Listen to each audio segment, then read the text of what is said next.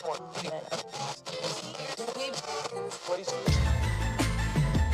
know what it is, Black and Snerdy, Black and Snerdy, Black and Snerdy, Black and Snerdy. You know who it is, Black and Snerdy, Black and Snerdy, Black and Snerdy, Black and Snerdy. Odie, Maurice, Odie, Maurice. Maurice, Odie, Maurice, Odie. Black and Snerdy, Black and Snerdy. Black and Snerdy, Black and Snerdy. Hey, oh. Yes, Mo? Are you ready? Let's go! Black and Snerdy, Black and Snerdy, Black and Snerdy, Black and Snerdy. It's the Black and Snerdy podcast with Odie and Maurice.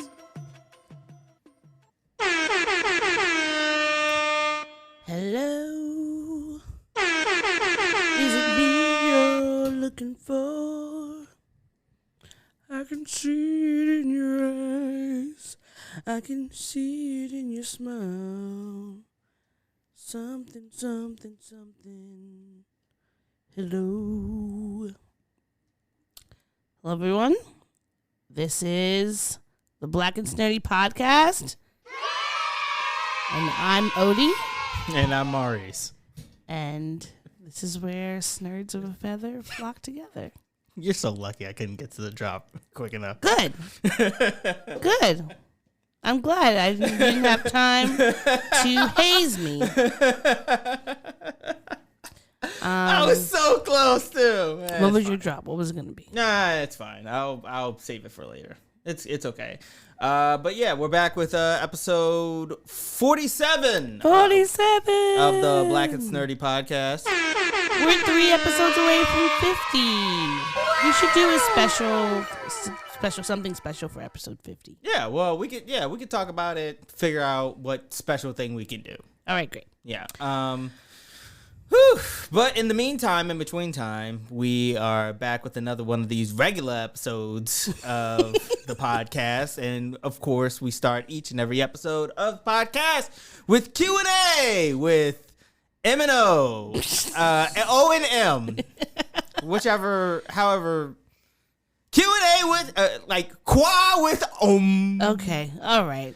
Close your eyes and pick a card. Quam. Close your eyes. Okay.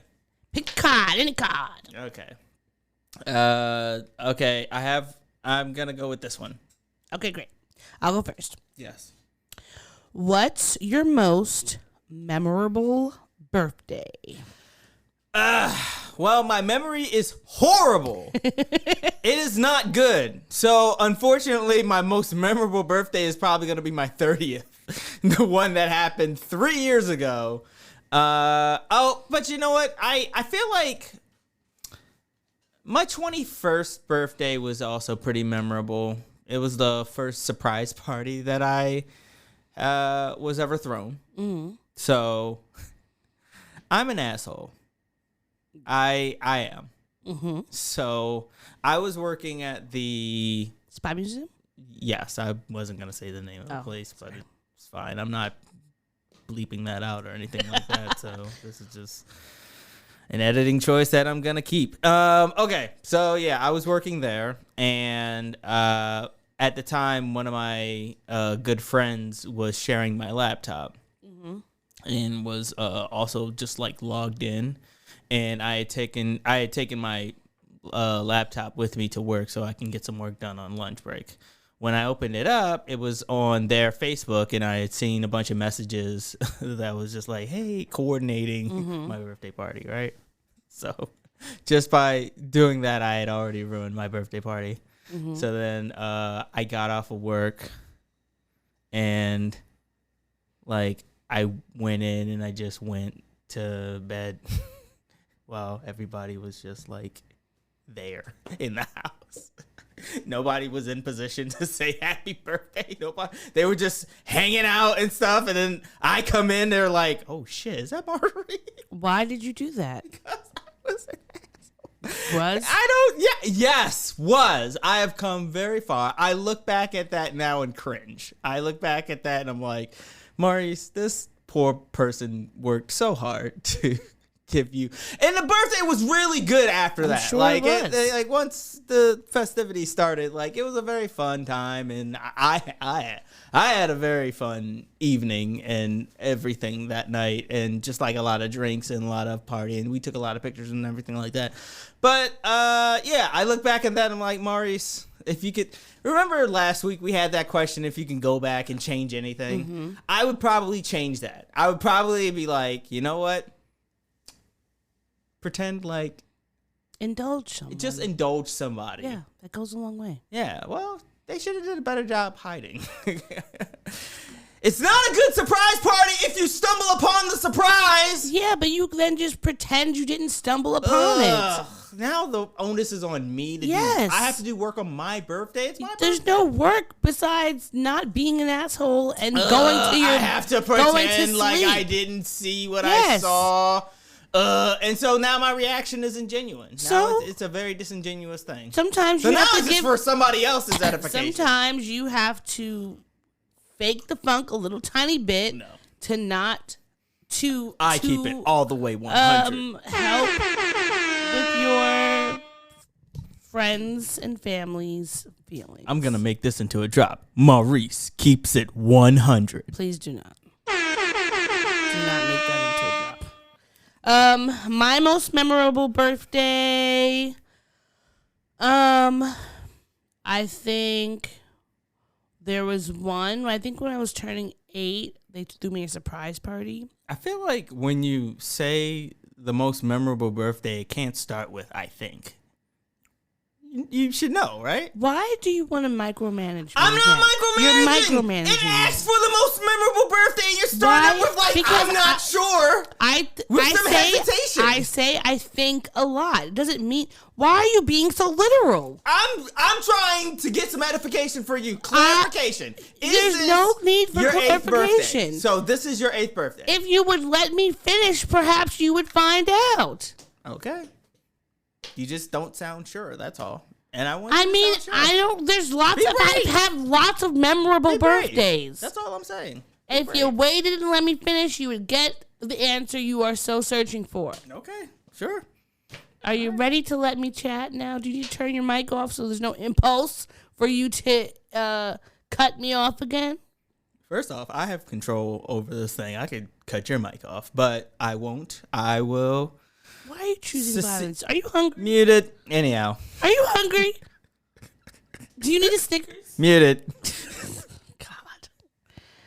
I can All right, tell go what ahead type of with your situation story. This is going to be today. So this was your 8th birthday. Yes. Yes. Go ahead. Go. My 8th birthday is one of them. Mm-hmm. God. Because it was a surprise party. Okay. And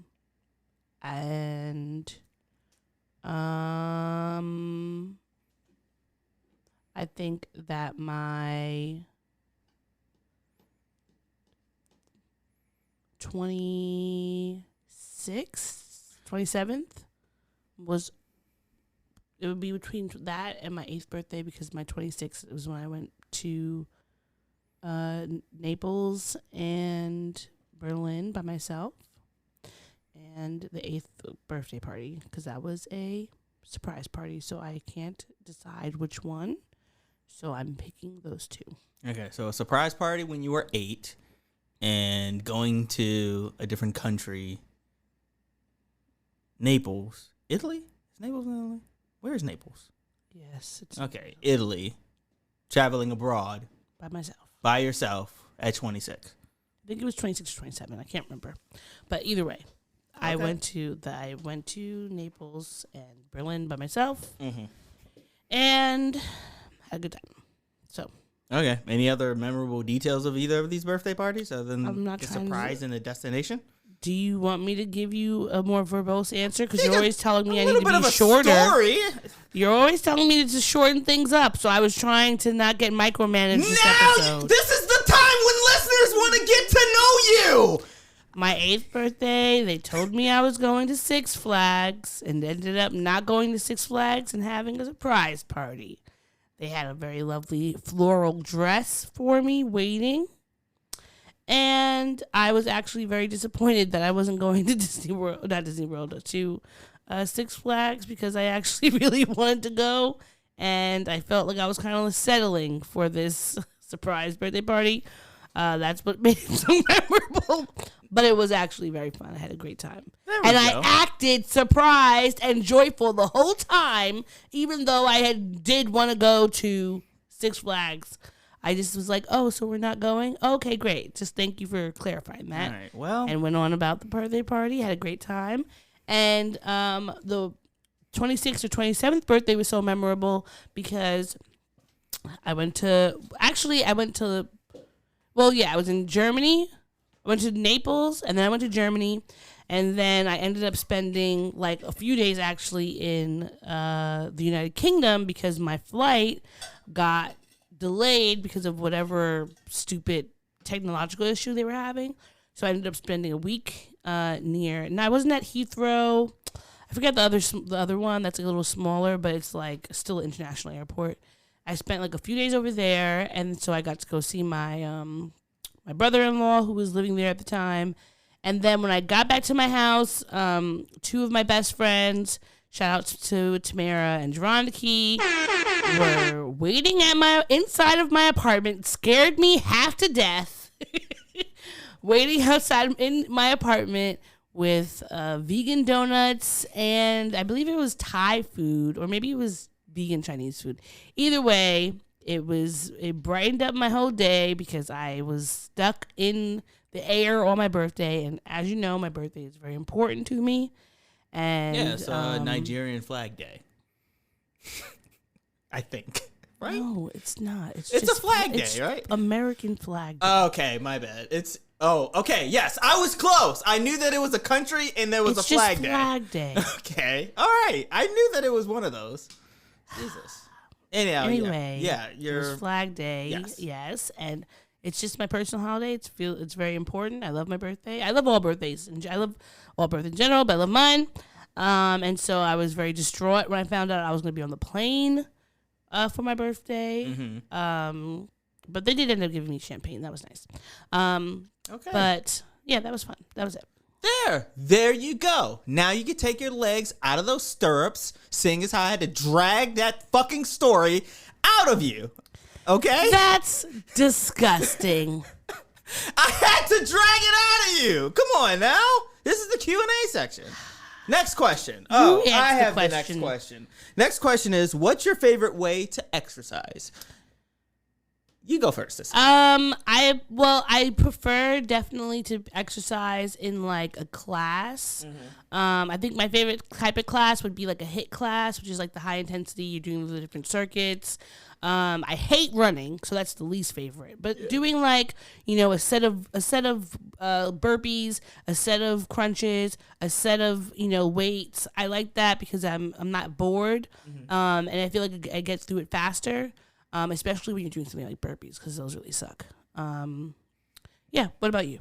I would say I like to party all the time. No, I like exercising on my personal exercise bike mm-hmm. while watching TV. Now, just hear me out. Specifically, like any 11-minute program that's like animated, like say something on Adult Swim, mm-hmm. Adventure Time, regular show, mm-hmm. Because like I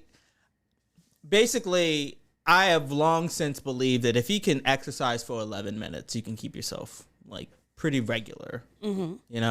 And the more episodes that I can work through, the better I feel about my exercise progress, right? Uh-huh. So at the very bare minimum, I'm like, if I could just get to one episode of Aqua Teen Hunger Force, like I will know that like I'll be healthy for the day. Uh-huh. But if I'm binge watching it and I'm just like, oh my God, I just watched 5 episodes. I've been on this thing for 55 minutes. Like it's just a way for me to track time, you know? And instead of constantly looking at your watch and just I feel more antsy whenever I'm exercising and then just looking at my watch. Yeah. Because I don't have like spatial awareness of time. What about when you're listening to music?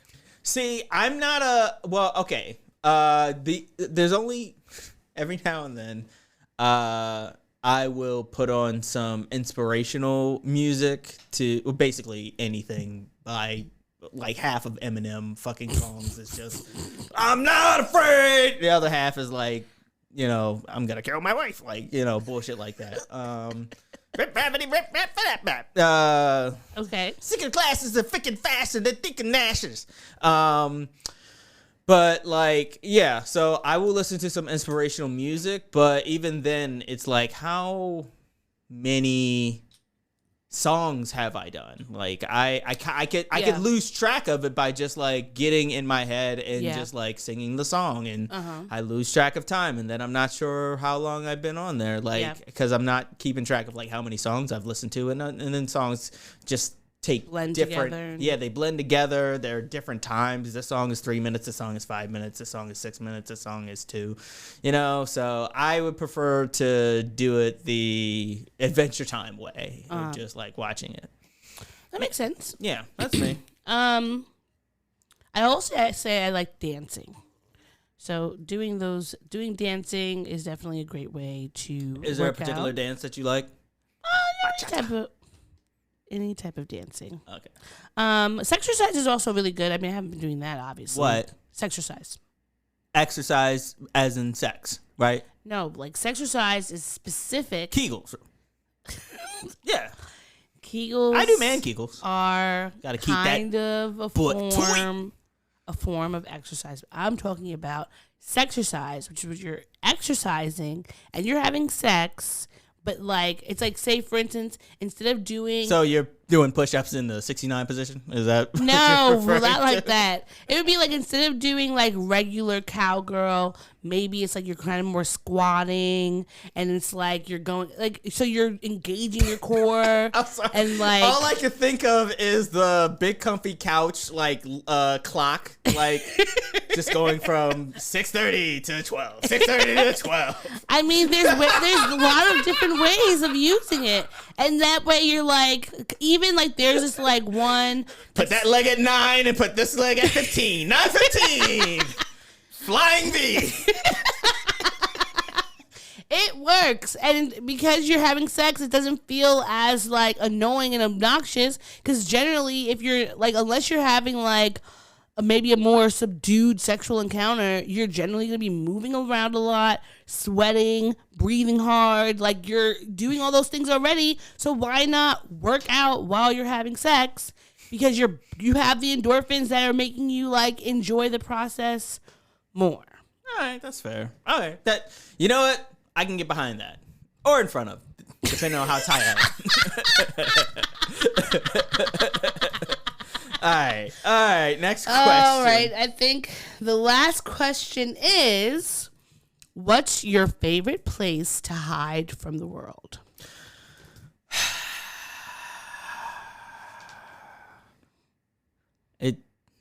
My favorite place, not necessarily the place that I do it most often. Yes. Because I was going to say my living room. Yes. I would say my father's... No. I was going to say my father's condo, but I don't go there Okay. There is a bar that I like to frequent.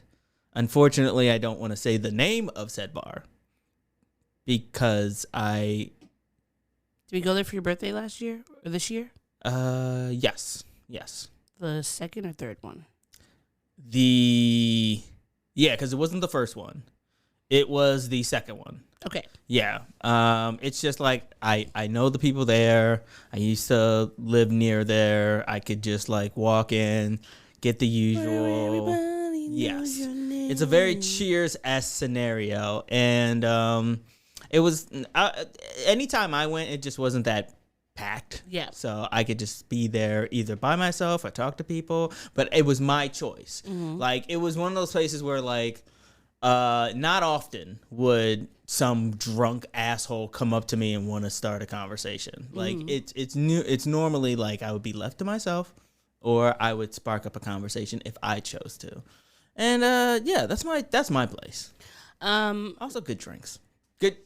Good priced drinks. Yeah, they do. Yeah. Good priced well drinks. Well priced well drinks. I would say, so the place that used to be my favorite place to hide was in my old house, the house that I grew up in my closet. I would sit there and like have like a little nook. So maybe I would like read or whatever, and just like sit there for hours. But I would say in general, if I could find like in the library like a quiet place to like sit in the stacks, where there maybe is like, whether it's like they have like a chair or situation, or I can just like sit on the floor or something. I feel like that would be my favorite place to hide. So yeah. Okay, that makes sense. So those are our questions. Yes, those were all the questions. Now, unfortunately, before we get to our pop culture segment, we, as is becoming weirdly custom to this podcast, we have some RIPs to do. So, Odie, hit us with that, RIP, please, in the most respectful way possible. I asked you nicely. So unfortunately, last week Anne Heche was in the actress Anne Heche was in a car accident. She was driving. She crashed into a house in Los Angeles. The car was on fire. When they took her out, she was still talking, and they took her to the hospital and everything. But over the last few days, they were saying that she was like in an extremely critical condition, and that she had suffered a severe anoxic brain injury, as well as having extensive burns. She did have some narcotics in her system that they think might have contributed to the crash. But today, August the 12th, she passed away. And so we are sending all of our love to her family and friends. I mean, nobody was hurt in the crash except for her. But I saw videos of it. It was really scary. It was really sad. It was just thankful that that no one else was hurt at the time. But she was a really good actress. She was in so many movies during the early 90s and the aughts. And so it's just it's a sad situation. And another shocking death this week is Olivia Newton-John, the singer and actress. I mean, I knew her and was introduced to her by Grease. But she sang that song, Physical. Oh, Physical. Yeah. Yes, well, you're the one that I want. That was from Grease. But from Physical was one of she was she honestly was like a super pop gay icon in the 80s before it was like a cool thing. She was always like super supportive of the community, and she just she had a very long career, some ups and downs in her personal life, but everyone that has come out and spoken about her has just said so many great things, and she definitely will be missed. Grease was honestly one of my favorite musicals, and I feel like it would be safe to say that that's probably a lot of people's intro musical, at least from our generation. It's like musical for like no, not, I don't mean it this way, but I mean like it's musical for babies. As in starting point. Yeah, your starter point. Like as soon as you there's maybe like 3 of them, as far as musicals. I think our generation is gonna end up being Hamilton, but it's Grease and King and I. You think The King and I, maybe? I think The King and I was super popular. Maybe. Like the Wizard of Oz. Yeah, I would. Yeah. Is the Wizard of Oz a musical, you would say? I guess it is a musical. Yeah, they did. I don't know. I just think a musical is more so like which started first, the movie or the play of Grease? Which was it first? That one, I honestly couldn't tell you. I think the play maybe, but I couldn't tell you. But I mean, the musical would have been nothing without Olivia Newton-John. Yes, we can agree on that. Like she definitely she was the perfect Sandra Dee. Mm-hmm. I mean I also loved the Grease 2, and she wasn't really in it that much. She was like in the beginning. Yeah. But it was like super campy and cute. But like there were so many people who like got their careers of that movie, and then as she like went on, so we're sending a lot of love to her family and friends and just people in the industry who knew her. It's just very sad, but she did die of she passed away at 73 of her family said that Dame Olivia Newton-John passed away peacefully at her ranch in Southern California this morning, surrounded by friends and family. We ask that everyone please respect the family's privacy during this time. Olivia has been a symbol of triumphs and hope for over 30 years, sharing her journey with breast cancer. So she had been very vocal about having cancer throughout the years, starting from the 90s, even earlier in I think 2018. She was saying that she was getting treated with cancer that was at the base of her spine. So she's been having different health issues throughout the years, but was always very hopeful and optimistic. And so just a sad week in Hollywood. And we are sending everyone our love, and just be delicate with yourself. Okay. Yeah. So, are you ready to jump into the shenanigans? I sure am. So let us move over to our pop culture segment. All right. So I don't know how to categorize this news that I have for you. It's good news, or it's like maybe it's more of it's like they're dangling a carrot in front of us. But Trump was his Mar-a-Lago house was raided by the FBI, who said they were looking for confidential documents that they believed he had taken with him. Which I was reading earlier that they said they found about at the time when I saw this was earlier this afternoon, they said they found about 9 documents that were confidential and he shouldn't have had. Yes. So it'll be interesting to see what happens, because he could face fines and jail time. But even this is not like a new thing. When the president leaves, he's supposed to return any documents that could be listed as confidential. Like any job that you have, when you're done with that job, before you leave that meeting talking about, okay, guys, I'm finished, your emails are shut off. You can't necessarily carry documents from there that are confidential, because, they could come after you. And they asked him for these documents, and he wasn't cooperating.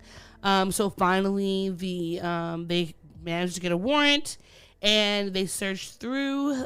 He was like that they went through he was complaining they went through his safe. They broke into it. They took all his things. Some white shenanigans right there to complain that the FBI, mind you, it's the FBI. When the FBI raids your house, it's not like they don't just knock in the. Oh boy, I wish I could have been there when they fucking used that big old ramming hammer to like jump in. I hope they threw a fucking smoke bomb in there. But what was just so horrifying? I know, really, realistically, what it was probably. Did you see when the FBI went to Succession? Did you see it on Succession? Yeah, it was probably that. Just like a bunch of dudes in windbreakers, just they were knocking on the door. Knocking on the door politely, just like, hey, just letting you know it's the FBI. But the thing that was interesting was like, well, not interesting, but like kind of telling was just all these MAGA people that were like driving out there with like, I can't believe you're, coming after him, calling it a witch hunt, and talking about they're ready for the Civil War. Witch hunt. And it's like, what? Y'all are going to be the ones leading a civil war because the government is doing what it's supposed to do? Now, the FBI has raided a lot of people. Yes. And not all of them had, like, Malcolm X, Martin Luther King, Fred Hampton. I mean, we have so many different types of people who were who shouldn't have been raided, who were. Trump is not one of them. You know, so just calm down. Like, the FBI at this point, if they're not, this is the first time in history a president has had the FBI had to go through his documents because he wasn't just passing the shit over. If when they asked him literally months and months ago, because how long has he been out of the presidency now? It's been 2 years. It's been 2 years, yeah. At this when point. they asked him for the shit before, he didn't give it to them, and then now they had to use force, and it's like it's your fault. So we'll see what happens. Yeah. And what's interesting is I found out that a few years ago, remember with everything with the Hillary Clinton's emails? Yes. And he was like, lock her up, lock her up. He had made it like he increased the penalty for this type of crime and made it a felony to like take documents or whatever. So now he could be potentially reaping his just desserts of what he was trying to do to Hillary Clinton. Now, hold on. Now, is this still? This hasn't been like repealed or anything like that, has it? Like, is it still in effect? It's still in effect. Oh, okay. Well, damn. That's so. If it's we'll see what happens. Why would he do? Come on, like that's dumb. He's an idiot. That's a dumb thing. He's to an idiot energy person. On. Who would literally I agree with you. I agree create with stupid laws just for the sake that he could create them. Just because he could. Yeah. So some other craziness that happened just today. Today was actually like a pretty weird day. So have you heard of the Iranian author Salman Rushdie? Yes, I have heard of Salman Rushdie. Salman. However you would like to say Salman, it. Like how you. Yes. It's the way that you like to pronounce it when you're being stupid. Yes, Salman Rushdie. Yes. Yes. So he is a very polarizing figure. He had written books, especially like in the 80s. His work got really popular because he was, doing. He's from Iran. He was writing like anti-Muslim or just like things were like depicting Muhammad in negative ways. If you know anything about Islam, drawing pictures of Muhammad is already they don't fuck around when it comes to Muhammad. It's already like the word's not illegal or maybe sacrosanct or blasphemy. It's blasphemous and it's probably sacrilegious yeah. too. So it's like. That was one of the issues that happened at the what was the name? What was that? I would not be commenting in Paris. The newspaper that got bombed. Not Presbo. Something Hebdo. Hebdo or something. Hebdo. It was Hebdo, yeah. where they had been like actually super Islamophobic for years because France is hella Islamophobic and xenophobic and anti-Semitic and all these other things. And they came after fucking the creators of South Park, Trey Stone and Matt Parker, because of their depiction of Muhammad, which is even stranger because I remember watching. I grew up watching South Park, and I remember like.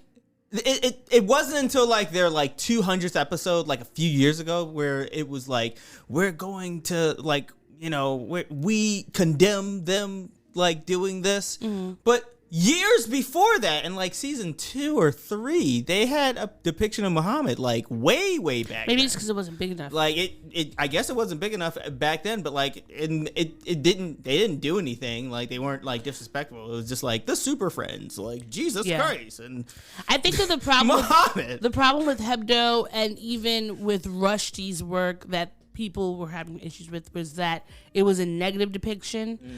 So this in the 80s, I forget the name of one of the imams had like called for him to be like an honor killing. Did they put a fatwa on him? I believe that's what it's called. Yeah. So today he was speaking in upstate New York at the Chautauqua Institution. Yeah. And the alleged assailant, 24-year-old Hadi Matar, ran onto the stage and stabbed the author twice, once in the neck and once in the abdomen. Jesus. He was rushed to surgery. And it says here that a disgusted former employee of the Chautauqua Institution said that there were lax security measures and this was bound to happen eventually, and that we warned leadership for years that something like this would happen, but leaders felt extra security measures would ruin the friendly feel and openness of the institute. Because when you're watching, like, they have video of he's on stage. Yeah, don't send that shit to me. I'm not going to send it to you. Yeah. He's on stage, he's talking, and then next thing you know, like, someone just rushes up there. There's not, like, I guess, it's an open forum. It's not like a barricade or anything like that. Wait, is it like a platform? Like, is it a stage it where looked he's like he up? was at, no, he was, like, at the bottom. It would be, like, remember at, like, the biology building, how those classrooms were, where it would be, like, where we had, like, intro to African American studies. Yeah. Like that. Where it's like the speaker is down and everybody else is rising upwards. Exactly. You know? So it's like a Greek amphitheater. There we go. Got it. At the same time. Jinx, you owe me a coke. That's right. But yeah, so he was taken to the hospital. There's no word yet on his condition. I mean, we're of course hoping that he makes a full recovery. He's an older man at this point, so like that's what's what's really scary. It's not like he's like, but anyway, being stabbed in the neck and the stomach at any age is like scary. So hopefully that he's been, talking about the possibility of him being attempted assassinated for a long time now. So I'm sure this is not necessarily a surprise, but I could imagine like he probably thought that the days of him possibly being as fearful if this was over. Yeah. But either way, we're sending him and his family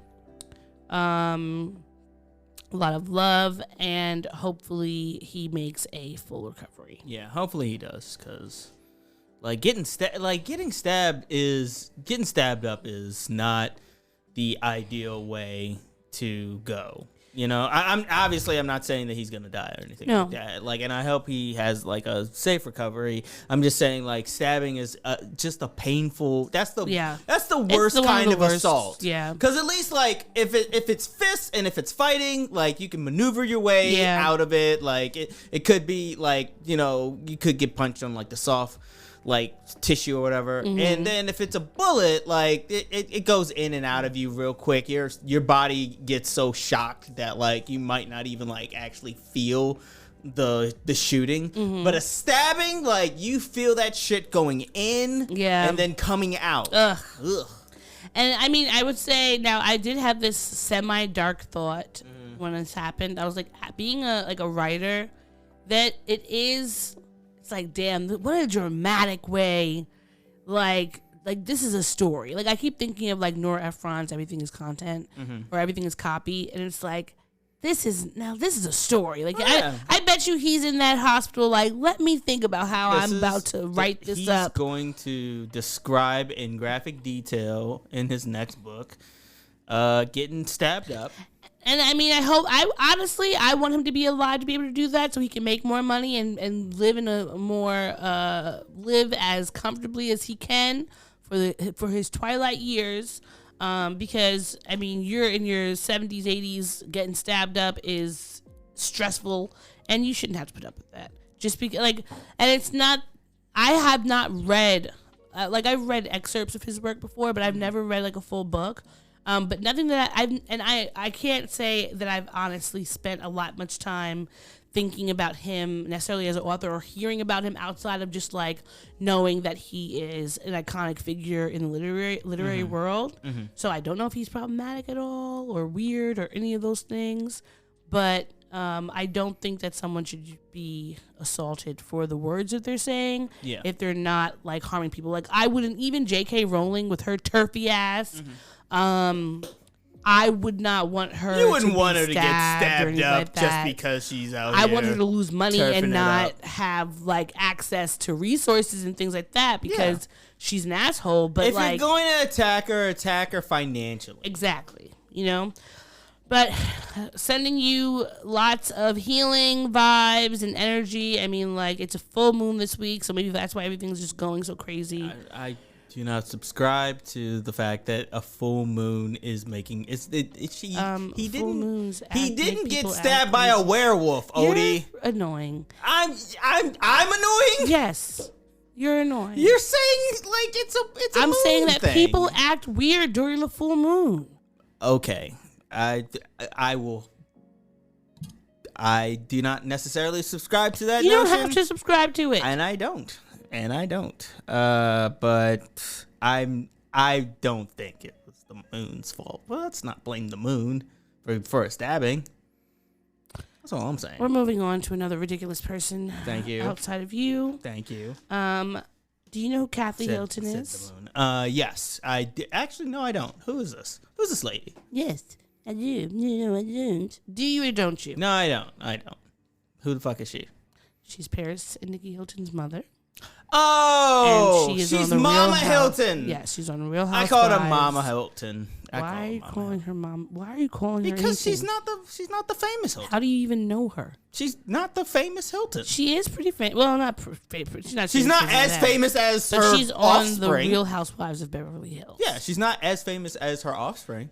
So anyway, she was on Watch What Happens Live, that is hosted by Andy Cohen, which is a show that he does after the Messy Show. Yeah, but it's like he talks about the different like housewives and anything that's on Bravo. He talks about it, brings on stars and different celebrities. Yeah, some of them are on the show, some of them aren't, and he'll like ask them different questions and stuff. And it's messy. It gets very messy. They like to bring up controversies and messes and shit. Yes. Now in this situation, it was not that he was trying to bring up mess. But, maybe he was. Because allegedly, the rumor mill or whatever that is, Kathy Hilton never knows who anybody is or something. So he had these pictures. He had a segment called Will Kathy Know Them? So he has these pictures coming up. She's answering questions. So the clip that's been floating around the internet right now is a picture of Lizzo comes up. And Kathy Hilton says, is that Precious? If you don't know, Precious is played by actress Gabrielle Sidibe. Gabrielle Sidibe and Lizzo are both black women. They're both heavier set black women. Also, Precious is a fictional character. Well, yes. That's not a real human being. Now, I will say that, like, when people were, like, dragging Kathy because that she called her Precious because she wasn't real, on one hand, I'm like, yes, for sure. But I know that I sometimes don't know people by their name if I know them by their character. So I could imagine me being like, oh, that's the person from such and such a movie. Yeah, but did she say, is that the person who plays Precious? No, she said it's Precious. She said it was Precious. But I want to say that Kathy Hilton was not necessarily who I was really annoyed and angered with by this clip as much as it was Andy Cohen. Yeah, the mess master. She, if it's known that she like is somebody who's really out of the loop, she doesn't know who anybody is. Yeah, he's trying to bring some like jokes into this thing, so he's showing her pictures of people. I feel like I feel like putting Lizzo in that was like, oh, is she going to know who this black woman is? Is she going to know who this fat black woman is? And trying to make a joke out of that. And what pisses me off is that, one, Lizzo has been on this show before, kicking it up with him before. Maybe Gabrielle Sidibe, I don't know, but she's like one of those type of artists who you could see on this show. Yeah, because I can imagine that she would go on there. She's she's very funny on social media if you ever follow her. So I could totally imagine her being on here the same way Lizzo was, just like joking and having fun. And Andy Cohen to me has like. It's always been rumored and people suggest that, like, especially like Nene Leakes have suggested over the years that Andy Cohen and Bravo were racist. And that they basically, were blackballing her and weren't treating everybody fairly, Now, Nene talks a lot, so sometimes I'd be like, Nene, is that true, or are you just mad because they're not trying to pay you the same amount when you don't really have necessarily a story this season? Mm-hmm. But it seems like Andy Cohen never really stops on a chance to make fun of black women. Mm-hmm. And it's really kind of gross and disgusting. And I hate that there's like a segment, and of course it's not all white gay men. There's a segment of them who, as much as they might profit off of black women, and as much as black women, they might like kiki it up with us, they are not going to be like defending us, because he was just he thought this was the most hilarious thing in the world, that these two fat black women are being, confused for one another. And I just feel like that was like, be messy with somebody else. Yeah. Don't be messy with me. Be messy with somebody else. It leads credence to this theory that I've had for a very long time about the secret war between gay white men and black women. Like, is it secret? Every time I come close to trying to mention it, like, I get really shut down. And unfortunately, the one people that I thought would be like that I could tell, like, that this war is happening, they're the ones that's always like, you sound racist. And I'm just like, who's these people? White women! And that's the mistake that I made. That white women are going to be able. That's the mistake that I made. I tried to go with like an objective group. Why would white women be objective? Who don't have a fucking dog in this fight, and yet here they are, just being like, oh no. And I'm just like, okay, fine. Then I'll back away. Unfortunately, there are gay men who, the same way misogyny and the hate for women needs to be unearthed and unlearned by everybody in the queer community, like by studs and dykes, and like even like femmes and more masculine presenting men. Like, everybody has to unlearn this toxic patriarchy. It doesn't matter if you're gay, you could still hate women. And sometimes, you'll see that playing out in a lot of different ways, even within the queer community, like the hate that gay men might show lesbians, and the fact that they'll be like angry at them. Yeah. And just like even the hate that some gay men will have for trans women. Excuse me. It's definitely there. And I think that white gay men have to really be mindful that, yes, you're gay, but you're still a white man. Yes. And sometimes, like, maybe, like, if you're someone who's a bit more femme, and more femme presenting, and then you could say, okay, maybe someone might notice that you're gay, but there are plenty of men there are plenty of gay white men that I know who, unless they are being open about that, no one's going to be able to tell, because they're not wearing a pride flag on their chest.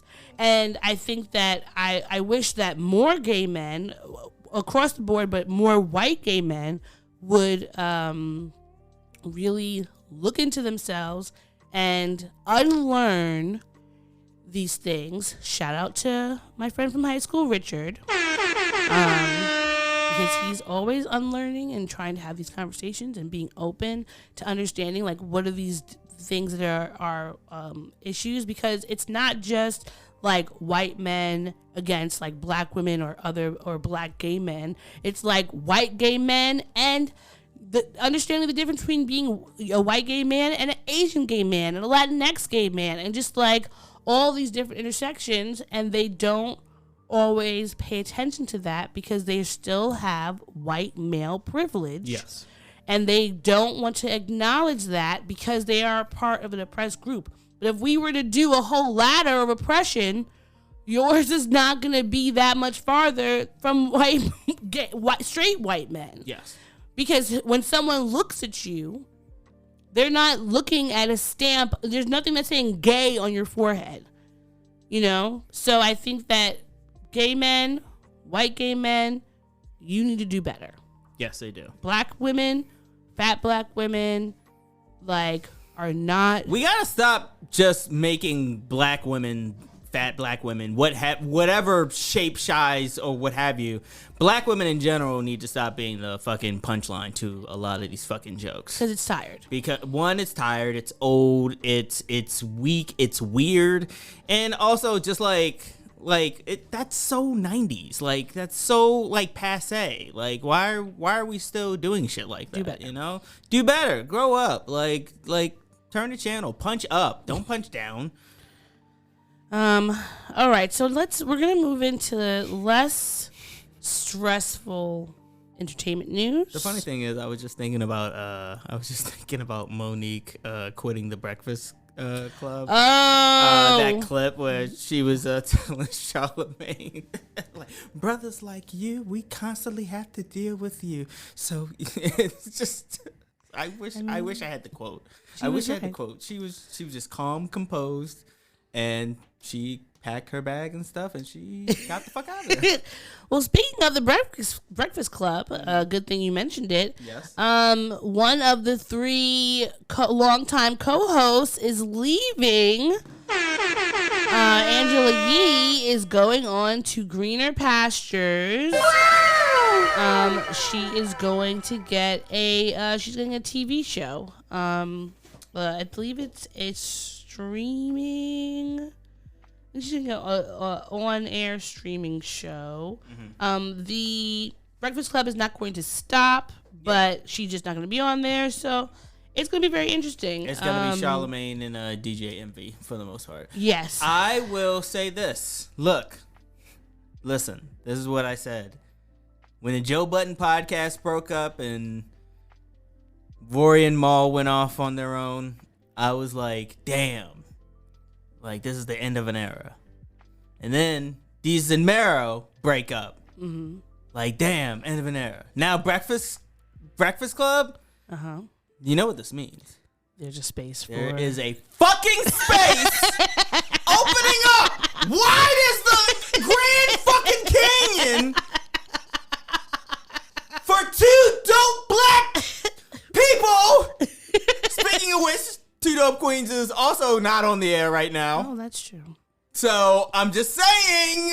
But watch Everything is Trash. That's really good. Yes, Everything is Trash is actually really good. And I'm not saying actually like it's surprising. Like it's just it's a good show. It's on Freeform. I will say first few episodes are finding their footing, which makes sense though. Every comedy does that. I hope it gets a second season so that they could like iron out all of the grooves and just like bow, bow, bow, bow, bow, you know? I'm looking forward to it. Yeah, me too. But yes, there's more space. Hey, listeners. First the fat boys break up. Now every day I wake up. Somebody got a problem with ye? I don't know what the answer is there, but sure. What have you? But we're wishing Angela Yee. And I'm not drinking. I'm not drinking either. I am drinking the smoothie and water. Right. We wish you all the best. Mm-hmm. We want you to have all the success. Honestly, I don't really watch The Breakfast Club. I haven't in quite a long time. I just catch the clips. Yeah, I like the clips that come on. The thing about it is, as a journalist, it just gets frustrating to me to watch people have interviews that are not actually, when the point is not to actually interview the people, it's to try to like cause mess. Yeah, and I don't like that. Like, I mean, because you have journalistic integrity. But that's like I've been literally listening to Charlamagne since I was a child. Yeah. Like, because watching him listening to him and Wendy Williams, and like listening to him to Wendy Williams before I got to Howard was like my mom would critique it and be like, "Oh, this isn't journalism, really," but we would still listen to it. So I'm like, "Yeah, ma'am." So like, who's really winning? Yeah, but then but going through J school and being like, and doing, being on the radio. Good morning, HU, R.I.P. Will Worley, and seeing how things are and like how. And that's such like a coveted spot to be like on a nationally syndicated show where you're getting all these listeners everywhere around the world, and it's like you're in people's ear. Like being on the radio to me is some ways a higher profile than being on TV, because someone can listen to the radio all the time. I can't always watch the television, right? And back in the day, nowadays you really could always watch the television. Well, but no, even if I'm sitting at home at work, I'm not going to be listening. I'm not going to be watching the TV. I'm going to be listening. Well, you can listen. Fine. You can listen to I could listen to the TV, but I think that the way that radio is like crafted, it's like they're creating it for you to listen. Yeah. So it's like, it's a very immersive experience. It's like when you're listening to podcasts, it's like, it's intimate. It's like you're listening to these people have conversations. It's like these are your friends in your head, as Wendy Williams used to say. And so I feel like that's such on a space of like honor and privilege, and that I feel like when you are having people on and you're interviewing them, especially when they're sometimes, icons, like that interview with Monique to me was like, and this was way before Monique ever had like any real issues out in public. It was just like her saying, hey, I don't like this, they're treating me wrong, and you're coming on there and like just trying to be obnoxious, and I didn't like that. And that's why I stopped listening to The Brilliant Idiots, because at first I was like, oh, they're both really funny, Andrew Schultz and him together, Charlemagne together. But after a while, it started getting really obnoxious, because I don't like when people are talking and one person is constantly interrupting the other person, because you're never finishing the story, and that's what I want to hear. And then it's even worse when you have people you're interviewing and those people are trying to answer your questions, and because you maybe don't agree with them about like whatever the social justice movement is, instead of letting them finish their point, you're just making a bunch of jokes. That to me is very obnoxious. So I don't ever really look forward to their conversations. A lot of times also they're ill-informed, and that cause sometimes more harm in more of those sensitive topics. Like they'll purposely get a trans person who is, I forgot the name of that trans comedian who likes Dave Chappelle. I think, Flame Monroe. They'll purposely get someone like Flame Monroe who will say something like, oh, I don't have any issue being misgendered.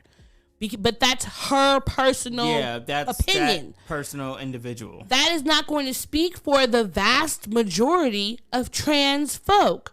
So getting somebody it's not like you have Flame Monroe and also T.S. Madison or Janet Mock or Laverne Cox, so that there's actually a real conversation and debate, because the same way you and I are two black people, but we might have different perspectives on things. And that we do more times than not. You have to have the ability to say, this is a hot topic that's very controversial. I need to give both sides, if there could technically be a both sides, not just let me get the person who's going to validate my narrative, even when that narrative could potentially be harmful to people in my community, and we just don't care about the community, and we just want to make mess.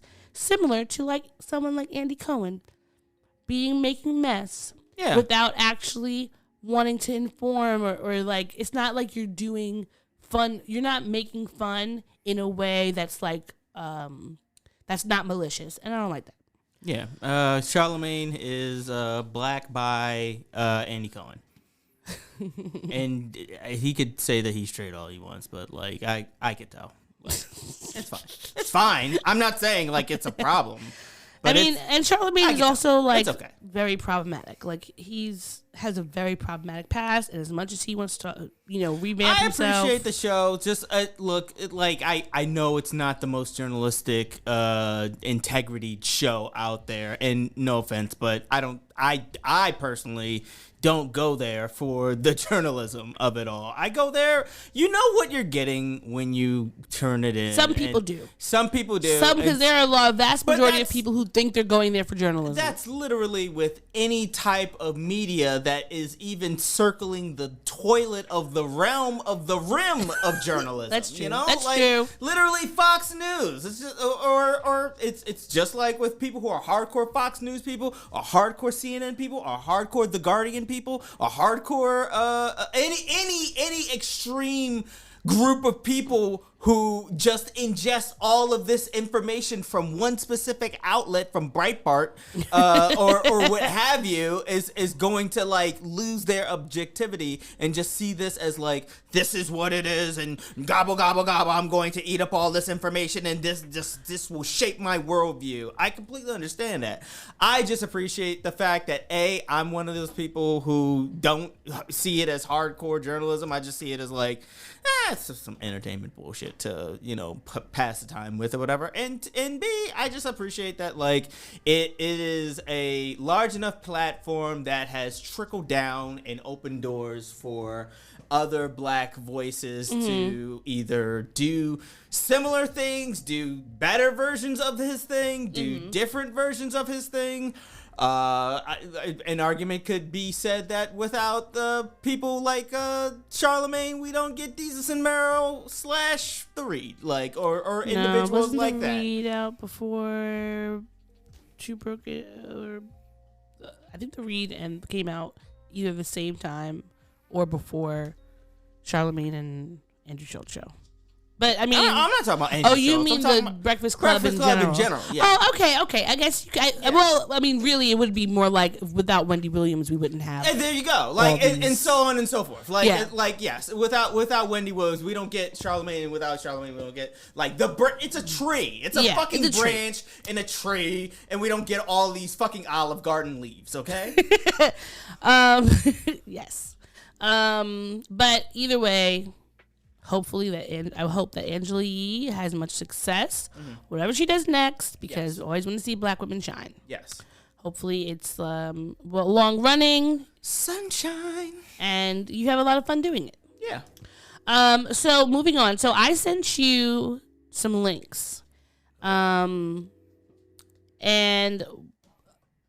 basically, what's been happening is, obviously you mentioned that Hamilton earlier was going to be like our generation's introduction to a lot of people to musicals. Yes. Which I think is very true. Like everybody seems to love Hamilton for the most part, outside of any like problematic parts. But like people generally love the show. Oh yeah, no. It was like for a few years, everybody couldn't stop talking about Hamilton. Like it was referenced in every single like sitcom. Like there was just like you couldn't watch a sitcom without them referencing Hamilton at some point. Yeah. The Good Place, I think South Park at one point, American Dad. Okay, I'm just naming my favorites that I remember. The Hamilton. But there's been a lot. Yes, there have. So I have two audio videos I want you to pull up because there's a church, I believe it's in Texas. Yeah, it's called the Door Christian Fellowships Ministries in McAllen, Texas. They had planned to perform Hamilton for one of those like big church services, right? They recorded it. It was like a whole thing, a whole production. And so initially they got permission, as I guess you do when you're going to do a production for a show. You want to make sure that you have all the copyright, credits, etc. I'm curious as to how does one go about getting. I think you would just reach out and just like ask, like, hey, can we do Hamilton? You would reach out to like when you go to like whatever the Hamilton website. It's like for reproduction and whatever repurposing. You reach out to the team and they let you could do it because it's not like I feel like what we could do if you have a school play you could do Hamilton, right? They would be up to them for them to be like, oh, we're going to sue the fuck out of this school. Yeah, but it's like most schools probably wouldn't have that, especially if you have like, if you get those. No wonder all we ever did was like Midsummer Night's Dream. But there are certain ones that you could just do. You could buy the musics and stuff like that, and like it's no biggie. But sometimes, especially if it's going to be a big production, you do it to be safe. Yeah. So otherwise, you get the sort of cease and desist. You get a cease and desist, and then you like get like a parody version of it that's like just different enough. So instead of Rent, you're getting Lease. Instead of The King and I, you get like the Duke and Me. Well, the church was like going full head with their play. Wait, I got one more. Instead of Grease, you have Lube. Okay, you're just shenanigans. Okay, so the church was going on with it, but this past week, Lin-Manuel Miranda tweeted out that he was they were basically sending the church a cease and desist letter because they said we hold up the door. McGowan's church brazens infringement to shine a light on the problematic pattern of some theatrical organizations performing authors' work without a license and rewriting the text without authorial consent. No organization, professional, amateur, or religious, is exempt from these laws. No writer's work, whether they are a student who has just written their first play or Lin-Manuel Miranda, can be performed without their permission, and it is never okay to change the words, lyrics, or notes without their express consent. Express consent, right? Well, they said it says their express consent, but it should be express. It should be express consent. But so I have 2 clips. All right. Doesn't matter which one you want to go first. No.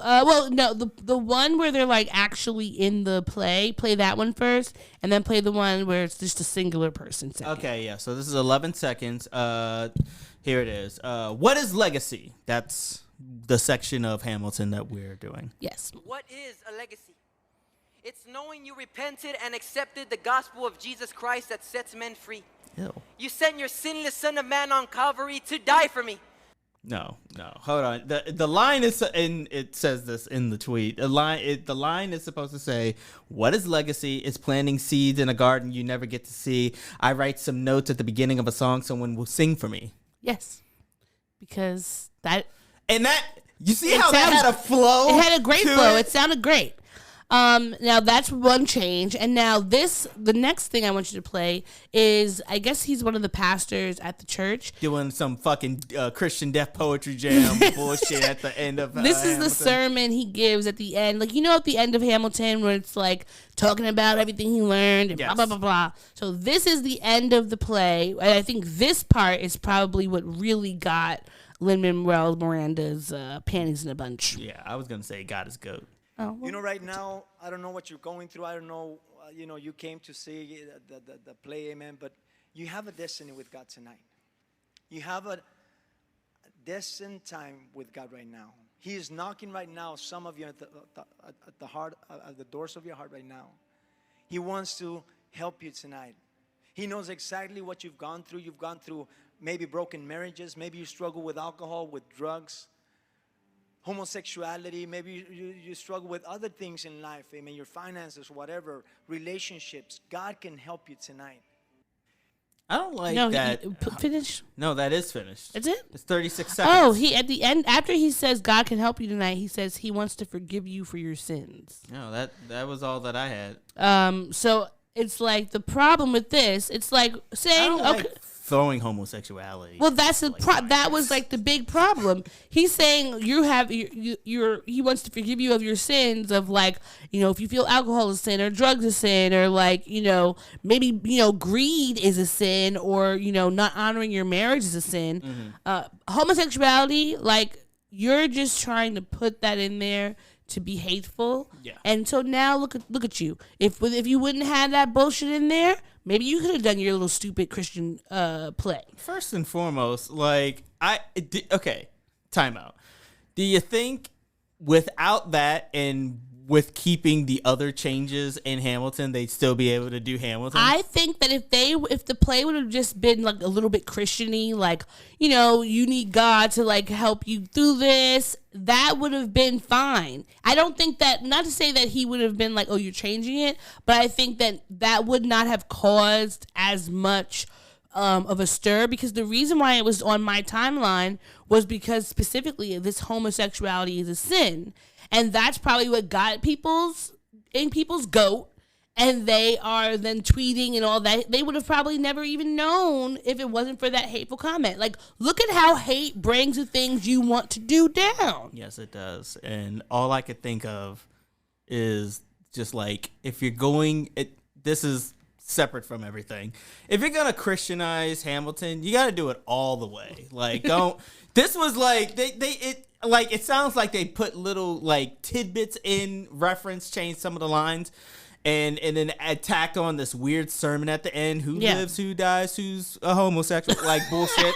Like, no, like, do the entire thing. Like, my name is Jesus Christianity. Okay. My name is Jesus Christianity. Shut up. I'm here to save humanity. Just you wait. Just you wait. Oh my gosh. Well, that would have been better. But I mean, I feel like I've heard Lin-Manuel Miranda before say something about God, or like maybe that he goes to church or something like that. Who knows? I don't think that he's anti-God or anti-Christian or anything like that. Yeah, no. I do think, though, he is anti-hate, at least publicly. And what we know from him, he's definitely anti-hate. So the moment it turned into, you're not just doing something that's like more religious or whatever, then it turned into something hateful. That's when it became the problem. It became a problem. Okay, so the last thing of celebrity news before we get into what I really wanted to talk to you about is we have good news. Finally, some good news. Kenan Thompson got a star on the Walk of Fame on this past Thursday. Leslie Jones presented the star to him, and she was like, I need about 2 years to tell you how I feel about this man. He is the most dependable, sweet, and honorable man. Kenan, I have learned from you immensely, not only to be a better artist, but a better human. And he said in an article in Variety that he said it's a giant career milestone to host an Emmys, an Oscar, a Tonys, whatever. So you get that phone call, you should take it. And he's just been that he was talking about him getting doing the Emmys next month. He's been just, I mean, think he's one of the longest running cast members currently on SNL. All that, Kenan and Kel, Good Burger, and then all the different things that he was in between then. Yeah, he's had his own show. He did. He had his own show. He has his family, his 2 daughters. It's just, I'm very happy, like, knowing all the stuff that has been happening with, like, Janet McCurdy and, Amanda Bynes and these other Nickelodeon stars. It's nice to see one of the first black stars on Nickelodeon actually, like, still doing well. Yeah. Still here in Hollywood, I would say he's one of the he's him and Kel are like the original black stars. Yeah, they are the original blacks. Because who did we have before then? Angelica, what's her name? Not Angelica Pickles. What's the girl's name? Susie Carmichael.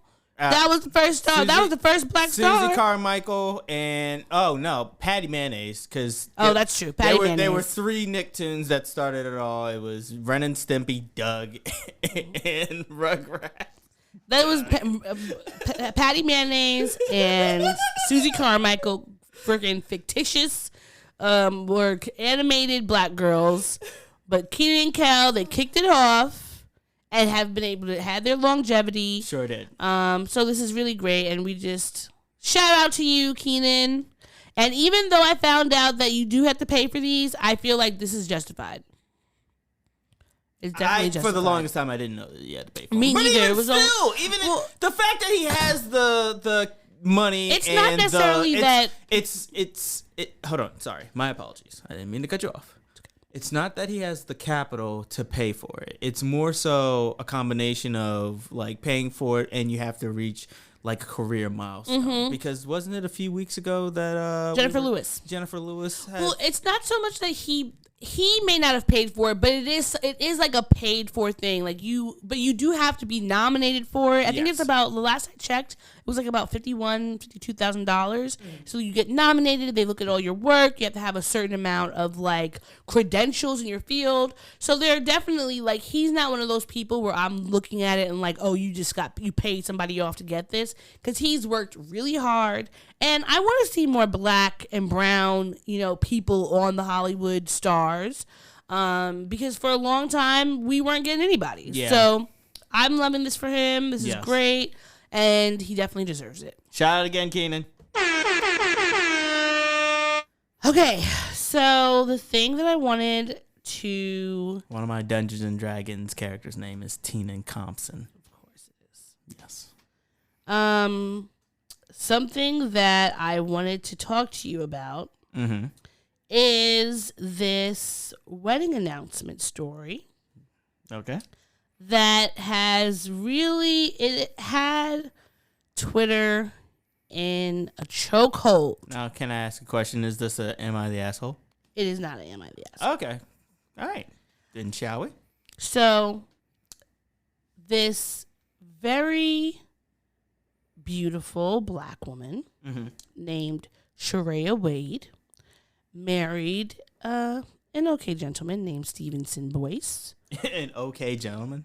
I mean, he's all right. She's beautiful. I think she's beautiful, and he's, he's cool. Okay. Are you gonna show me like a picture? Oh yes, I will. I want to make sure. I want to make sure. I want to set it up. Yeah, I'm trying to make sure that I get the right tweet. Okay, no worries. Because it's on the New York Times, and you know that they always pull the thing about you can only read certain amount of articles a month, and I have not had my job in quite some time, so my subscription is it is not up to date. So I was trying to find Tressie McMillan Cotton. She had tweeted out a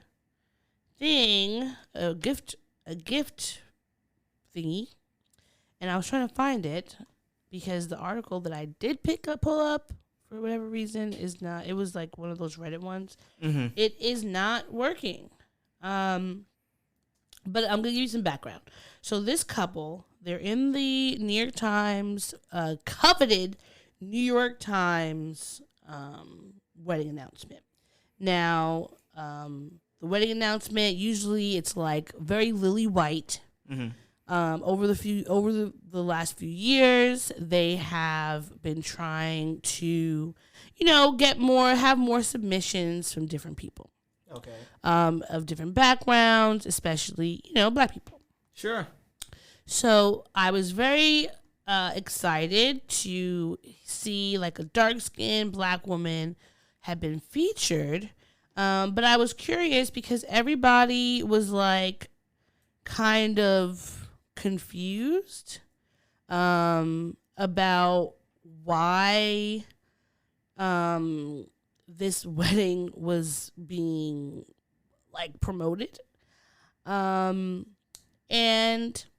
it's because the woman, they're in the wedding announcements, if you've never read them, the couple, this is like the wedding vows one. They come, they talk to them, they tell them their whole little love story. And it's like, okay, boom, here we are. And in this love story, this woman tells us she's 34, her husband is 44. Her credentials are that she is like the VP of this like financial company, and she also is like the head of like the black MBAs in Boston, and like she's doing some other cool thing. And that's MBA, right? What did I say? No, I'm asking for clarification. Is it NBA or MBA? MBA. Like M is in muscle. Yeah. Okay, just making sure. A master's of business. Yeah. She's like a VP, and he has like an associate's degree in cybersecurity and, has his own job. Okay. And it's not to say that having an associate's degree is not a good accomplishment, and having any degree is an accomplishment, but it didn't feel evenly yoked because when they describing all the things that she did to all the things he did, it just was like a little bit unbalanced. And then it was like he you read more and it's like, oh yeah, he canceled on their date 3 times, and the last time that he called her right before they were supposed to have a date, he is like, she tells him, if you're calling to cancel, then lose my number. I don't want to see you anymore. And he's like, oh no, I just wanted to see if you could meet me at the Popeyes, near whatever our house. And in Boston, allegedly, this was during the pandemic, and allegedly in Boston, this Popeyes was like super poppin' throughout that time. Odie, what is the groom white? No. It's black. I told you he was a black man at the beginning of this. They're both black. No. You mainly highlight that she was a black queen, and you've only ever described her, and he was just okay. Well, okay. That's why I thought this was a big preamble to, they're both black. Build up to the fact that he was white. I finally got the article up. Okay. So now I'm gonna just read for you the way that they described them in the New York Times. Okay. Miss Wade, who graduated from Bryn Mawr College and holds an MBA from Boston University, is a vice president for global inclusion, diversity, and equity at the Boston Financial Services Company, State Street Corporation, as well as the president of the Boston chapter of the National Black MBA Association.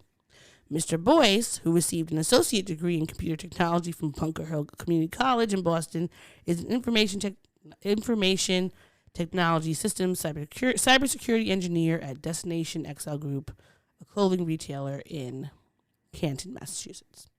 So it just sounds that the two of them sound like they have different. They're in different levels of their career, is what I will say. Different levels of their career. Oh yeah, that's yes. You're right. They're in different levels of different fields and different careers. And that's important. Only because they had their first date in June 2020. In 6 months later, they had moved in and gotten engaged. The pandemic. And then they now have a house together. This is a pandemic relationship. I don't understand what the curiosity or the strangeness is. It's a pandemic relationship. But the problem is that he says that he was dating like 6 other women when he met her, that his best friend allegedly bought the engagement ring for him, and he didn't vaccinate, I'm pretty sure, right?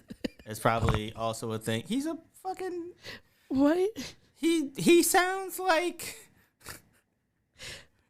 Why wouldn't he have vaccinated? He sounds like Marcus, who got a good government job and he's doing well for himself. I mean, who knows? He might not have. I wouldn't be surprised. He didn't. I honestly. He's the one brother in the hood who didn't go to jail, who doesn't have baby mamas, and he's doing okay. He's doing, and quite frankly, that's a highlight. I am on this brother's side. Well, people were dragging the story just because, when he posted up the wedding on, he posted up I guess on their Instagram, and it was the caption was didn't take fancy dinners to win her over or anything like that. But my issue with that was, one, you canceled on her 3 times. Mm-hmm. You took her to a parking lot as a date. And then the kicker that I realized is that they said they sat in their Popeyes for hours talking. Yeah. During that hours, he went to KFC that was across the street, got himself a meal, and ate. No discussion about whether she actually got some food, because allegedly the Popeyes line was too long, and that's why he went to KFC. They sat there, he ate, and then by the end of the night they kissed and realized how much they liked each other. Blah blah blah. It sounded like he has so much confidence. But he is a confident ass man. Why did Because, like, this why is it in a Popeyes? could be asshole behavior. Like, why is it that you're meeting at a Popeyes? Why are you, if you were calling me What's wrong not with to the Popeyes? cancel, I want to be sponsored by Popeyes. What's wrong with I Popeyes? love Popeyes. Popeyes, can you send me some of that chicken? I some went of that 100, like, I have chicken gone, sandwiches? I've gone on a little picnic day. You buy Popeyes, you eat the Popeyes, and whatever. It's fine. But he said when he called her that he wasn't calling to cancel on the date that they had already had scheduled, and he had already canceled 3 times prior. So if you're calling me to say, oh, well, I just wanted to see if you were available now to hang out because, you know, I had some free time. I didn't know if I was going to be free later. We have been sitting here for hours talking. So that means you didn't have any issues with your schedule. You just were probably about to cancel on her again to go fuck one of the other 5 women or 6 women that you were dating. They canceled. She said yes. And you were like, oh, well, let me meet me in the Popeyes real quick. And guess what? With that kind of swag, he still bagged her and she said yes. What's the problem? This is a textbook marriage out of the worst fairy tale I've ever heard. Like, but it's still honestly, somebody's fairy tale. I personally, I'm not even mad at the 2 of them for sharing their story. Although I probably would never have. I would have made a story up like this. Like, for instance, you've watched Sex and the City a bit, but I don't know if you've seen this episode. But when Charlotte and Trey get engaged, she actually proposed to him. Okay. And so she kept saying, like, I don't want that. I don't want our, like, love story to begin with, I asked you to marry me and you said, oh, I proposed us getting married. And you're like, alrighty. Because that's what he said. Alrighty. So one day they're walking up Upper West Side where they live. They're walking past the Tiffany store and he says, how about we go in there and get you a ring? And she then is like, okay, this is going to be our story. It's changing. So that was what I would do to whatever this is. Fix it up. So just change this fucking Rewrite story. it. And I would never have told this to the New York Times. And also, I want to point out that someone mentioned this on Twitter and I couldn't find the tweet. But when you read the New York Times wedding announcements, and the little mini vows are such like a coveted spot. And usually it's like Peter and Paul met at Stanford and they were in the same business class. And then they left and then they met each other at some conference. And then they got married on their family's yacht in Massachusetts. Like, that's usually the story. Why is it when it's a black woman, does it have to be this fucking struggle bus ass story? Well, look, man, look. You can't tell me that you know yourself. Yes. You know black people with lovelier wedding stories than this bullshit. You do. You know them. So it's not like it's not possible. I know at least 1, maybe 2 couples that have a better story than this. So I know that they were sent in stories. I mean, now listen, they sent this story in to be published. Quite frankly, if I'm gonna be honest with you, like, this is the first that I'm even hearing that New York Times does this. So it could be a thing that black people just don't know that the New York Times is doing this shit. I think that black people definitely Or know that black people are just like, I'd rather kiki it up with my girls and tell them my story and rub it in their face than to do it in this fucking... It's just that black people have not been... Or maybe they're submitting it to Jet Magazine. Like, where else? Black or people Ebony. have been submitting. They just haven't been being picked. Hence why New York Times has been trying to promote diversity in their New York Times wedding announcements, but this diversity is not what we want. Stop giving black women struggle bus fucking stories. Why does this 34-year-old woman who's the VP of her fucking department and all these other accolades have to have this trash ass love story with a man 10 years her senior who has a child and couldn't even buy her a meal from fucking KFC? She couldn't get a bowl or something, no potato wedges, nothing. To be fair, you don't know if this is like the nicest she's ever been treated by a man.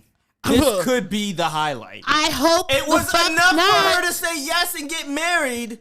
This might have been her fucking North Star. Her friends have been... Everyone else must have been washed or horrible or bad or bullshit. I don't want to go down the abusive route. I'm just going to go down the trash route. I will say one of her friends, her friends are ride or die because they've definitely been coming for people in the comments.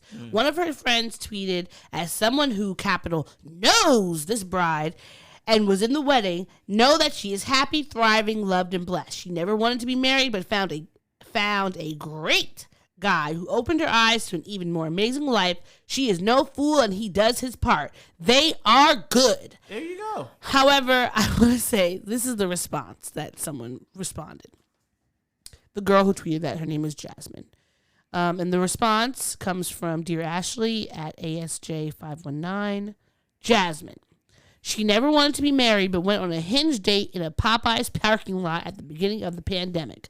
Kissed a stranger who was seeing 6 other women in a pandemic. Moved him in a pandemic after 6 months and accepted a ring he didn't buy.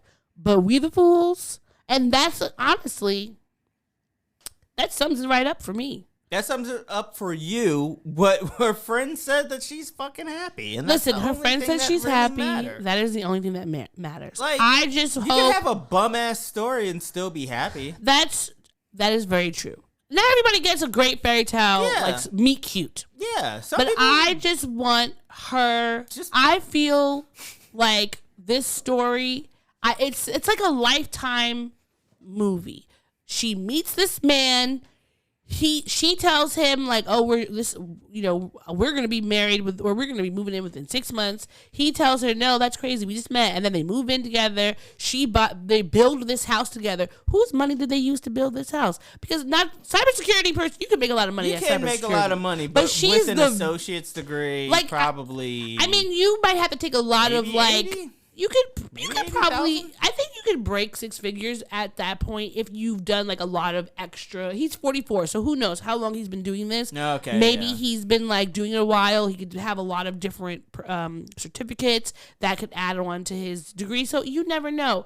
But like the fact that he did not buy the ring is just confused. Like you're telling me that your friend who knew you guys were going to the Bahamas was just so pressed for you to get married to this girl that he bought a ring for you?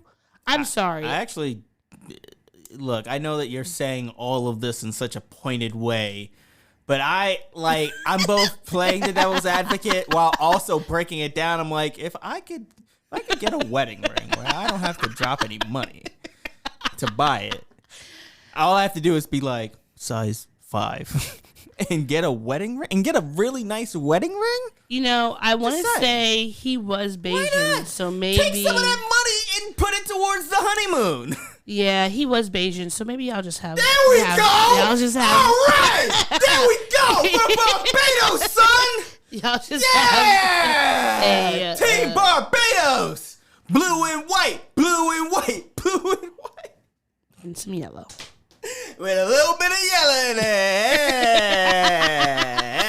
Yeah. All right. Is that it? Is that everything? That's it for that. That's it for that. If that's it for that, then that's it for this. We're going to take a quick break and we'll be right back with more of the Black and Snerdy podcast. You're listening to the Black and Snerdy podcast. We now return to the Black and Snerdy podcast. I'm gonna make a change for once in my life. It's gonna feel real good. Gonna make a difference. Gonna make it right. As I turn up the collar on my favorite winter coat, the wind is blowing my mind. See the kids in the street with not enough to eat. Who am I to be blind, pretending not to see their needs?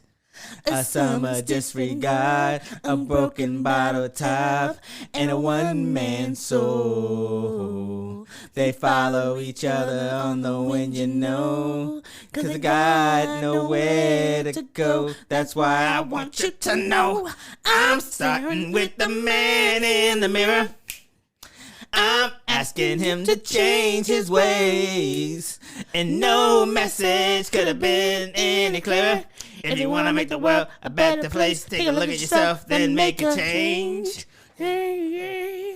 Na na na na na na na na. I'm not doing the rest of this. I didn't know some of these lyrics were what they were. What do you think they were? Okay, so I'm gonna make a change for once in my life. It's gonna feel real good. Gonna make a difference. Gonna make it right. As I roll up the car door. What did I used to think it was? As I open up the car door. As I open up the car door. I didn't know that it was my favorite winter coat. I don't think I knew that either. Roll up the car door. In my mind, he's in a car. Like, the wind is blowing my mind. I see the kids in the street, like he's in a car looking out the window. He sees these kids in the street, and that's why he's like, who am I to pretend that I don't see them? Right? I mean, hey, I think that could have been an artistic expression of it. Turn up the car door, and baby come to shore. In my mind. Whatever. But this is a beautiful song, and I liked it, and I think it's all about change and growth. Yeah, I think I'm going to do more... I think I'm going to do more MJ on this podcast moving forward. Okay. Just cause. Well, we are here to chat about our mental health. We'd like to do a weekly check-in with each other because we are mental health advocates, not experts. Mental health buddies! And we like to see how each other is doing, what's going on with us each week, and just kind of have an open, transparent conversation with you all. So how have you been, Maurice? How is your mental health this week? My mental health is really good. I am still on my medication. I actually, so I spoke to my psychiatrist and my therapist in the last week. Mm-hmm. I got my medication. Mm-hmm. And I will say this, I was spurred on to, the way that my mental health is, that, I could easily dip into a blue period, but instead I've been sort of compelled, both, I guess, a combination of my medication and the fact that I'm not drinking this month because it's my dry month. I'm compelled to be a little bit more active, so I scheduled a doctor's appointment in September. That was the earliest that I could get. And then I scheduled a dentist appointment for tomorrow. When I'm at my dentist appointment, I'm going to pick up my medication because it's right in that area. And yeah, I am. I'm being proactive with both my mental health and my physical health. Do you ever think about whether or not alcohol is impacting your mental health? No, I don't. I don't ever think about it whatsoever. It's never been a thought in my mind. It's not something that has weighed on me to the point where every single year I take 1, maybe 2 fucking months to not do it anymore, just to see how how it impacts me. I'm just saying, when you're taking these breaks, do you think about cutting back? Because alcohol is a depressant, and so even though it's kind of that gives that placebo effect of being happy and having fun, etc. So, do you think you would ever cut back on alcohol so that you could feel steadily? Do you think that would make you feel better ever, reducing your intake so that you're not counteracting the medicine that you're taking with a depressant that could be working against you? I don't think that alcohol has a negative or positive effect on me. I think it just enhances what's already there. So could that be enhancing something that's negative there, though? Well, I would say, because it's good if it's enhancing. It could enhance a good time, but alcohol can also enhance a bad time. It can go either way. It could go either way. Unfortunately, I don't see it that way. Okay. And I just, I don't think so. I don't think that's what it is. When you're doing your dry period, do you think about like how you feel differently versus when you're drinking? I'm always aware of how I feel differently. Like, for instance, I dream. I dream when I'm sober, which is, it is what it is. And time goes slower. Okay. And I'm bored more. Could you think about I can doing more things to reduce your boredom? That's why I bought some PlayStation 4 games and a second controller, and I've even did some push-ups today. See, that's helpful. And I've been working, and I also haven't been sleeping. So like it's also causing me insomnia. But do you think that alcohol is it not that it's causing you insomnia, but your body is just has gotten so used to having the alcohol, which makes you sleepy. It's a depressant. It makes you tired, and now that you're not having it, it's like the sleep crutch is gone. I'll give you that. Maybe that's the case. I'm just. I'm not saying it is or not. I'm just curious if those are things that you ever think about while you're. Nothing that I've thought about whatsoever. It might have like come up and passed my mind every now and then, but by and large, no, not really. Okay. Is that it? Anything else happening with you? That's everything on my end. How about you? I will say that I'm feeling. On one hand, I'm feeling really good because I'm just starting my new job. Going through feeling really good. I'm starting this new job, so there's I'm feeling really hopeful for things, etc. like that. I will say I am. Damn it! After we do this, we gotta do our question. I forgot to ask the question. Okay.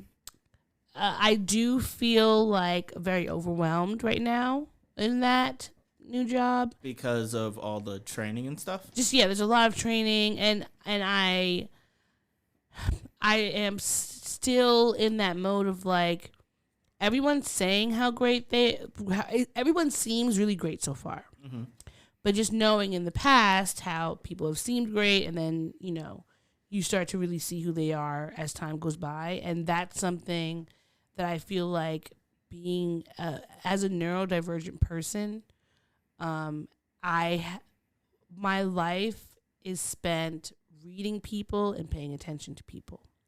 And so when I interact with others based on the background information that I've had in the way that I've interacted with other people, and I always am trying to be mindful of yes, everyone's not going to act the same, but this is how I know, if situation X happens, then this is generally the way that this is how situation Y could happen, and what are those in between. And so trying to be mindful of that. And I think working from home and not seeing people in their day-to-day at work is a bit of an adjustment.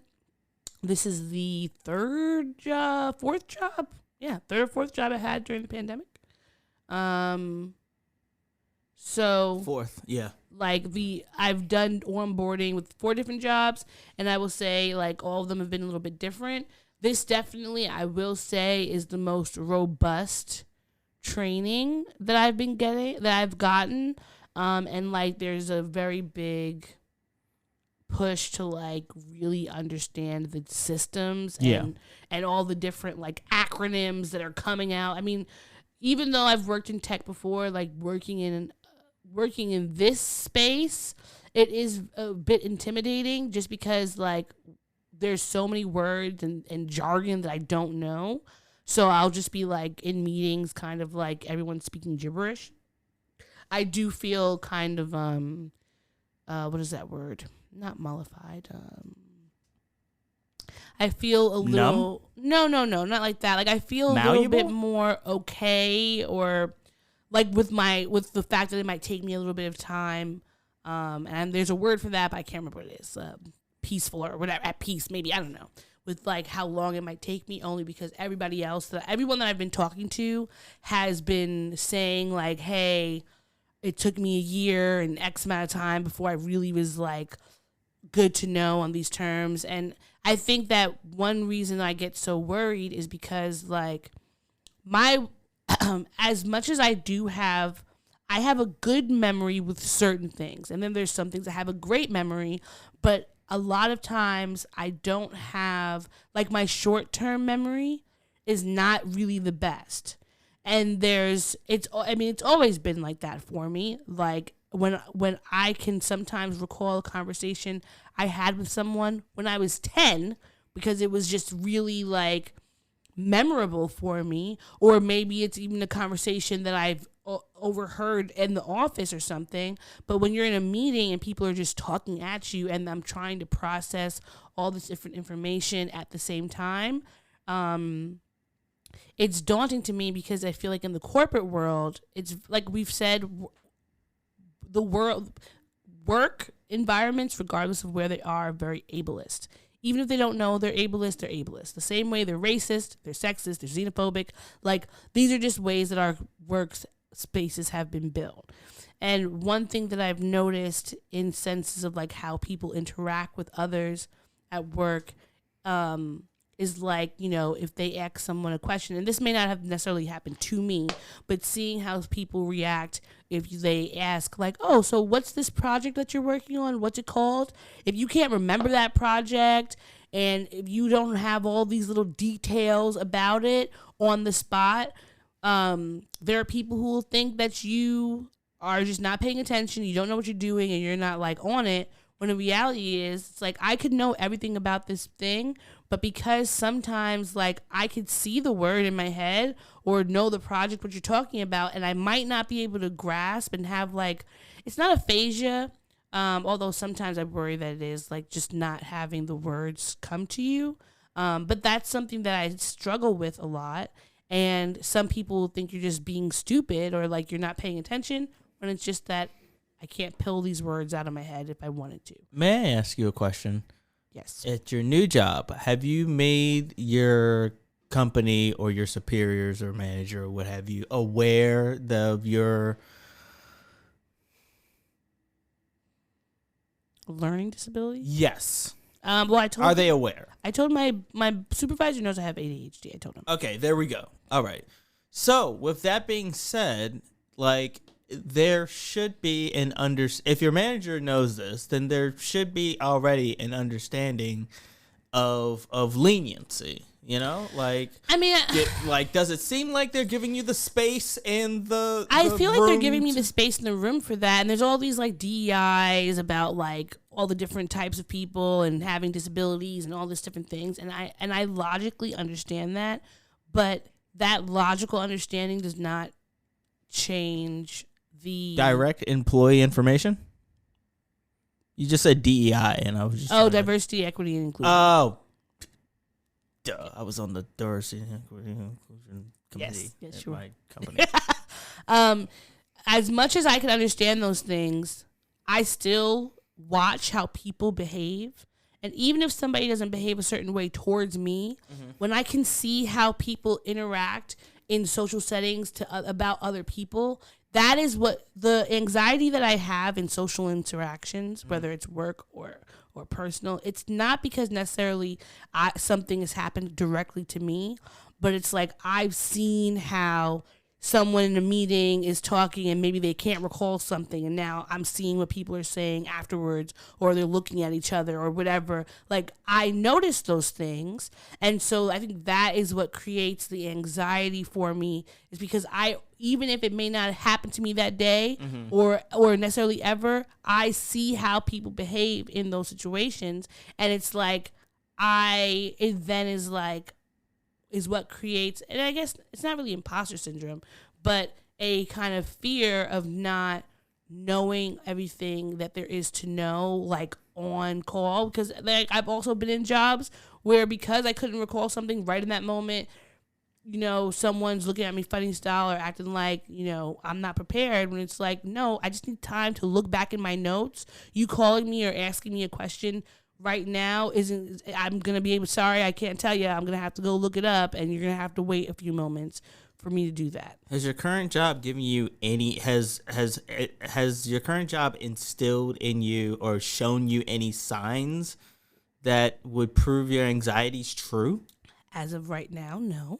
But that's not how anxiety works. I know that's not. I'm well aware that that's not how anxieties work. I'm just pointing something out to you. There's no logical reason of some alleviation, not complete eradication of the anxiety, but just pointing out at that, just like making that clear that like, hey, it's not happening right now. I know. In this moment. I know. I'm trying not to get bogged down in that. Mm-hmm. And, I'm just trying to put my best foot forward. Mm-hmm. And I've asked, I have to get all of my ADA like accommodations like set up. Yes. But for the most part, I will say things are pretty accessible generally. I think they will be open to whatever accessibility things I need. I feel like the thing about having a disability, I don't like feeling as if I am like burdensome to anyone, and knowing that like there are things about me that could make someone's life, whether that's personal or professional, like that they might have to do a little bit more heavy lifting, because people have always made that seem like it's such a terrible thing that they have to do more for you than they might have to do for someone else. That is very difficult for me to just be like, okay, this is normal and this is something that I need. As much as I don't want to work against my ADHD brain or try to make it neurotypical, because it's not, that's just something that's always in the back of my mind, because especially because I don't have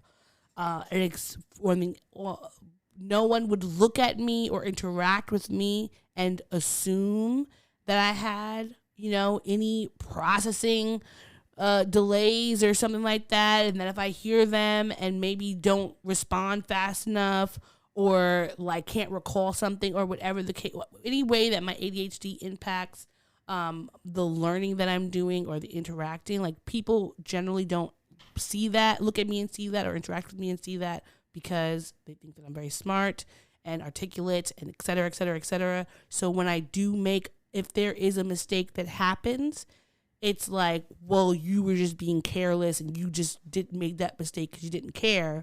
When it's like, no, I actually care a lot. It's just that sometimes these things happen. So I know all this is illogical. It doesn't make any sense. And I know that I am creating scenarios that are hurting my own feelings in my head. I know all those things, and I'm trying to be better about not dwelling on those things.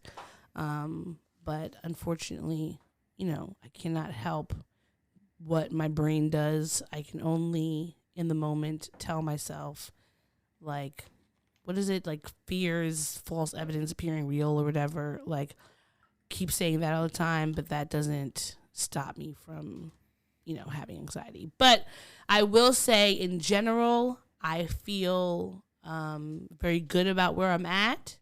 And I'm looking forward to being here in this position for some time. And I'm looking forward to being able to get, like, my medicine and therapy popping. I think that'll definitely be a big help, especially getting all of that before I start really ramping up and, doing a lot of work.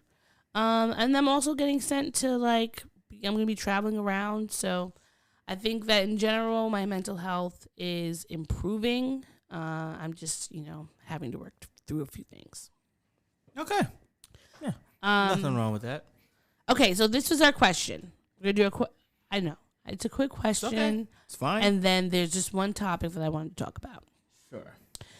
Okay, so the question is, are you in competition with any of your friends or family? No. I don't think I am. Well, if we're being honest, it took me a long time to not be in competition with my fucking enemies. My enemies, like I sound like that dude from the... I got enemies, got a lot of enemies. But no, like I'm not in competition with anybody. I'm in competition with no one. It took a long time for me to get to a healthy point to say that. Because like I said, like it was people who had either done me wrong or who betrayed me or who left me in a period where I was by myself and like I held grudges and stuff. And I was just like always of the belief that I had to do better than them. You know, I had to be better than them. It was like a must that happened. But now I'm at a place where I'm not in competition with any family members, not in competition with any of my friends. We're all just out here trying to eat, trying to live, trying to do the best that we possibly can. I'm doing my best. They're doing their best.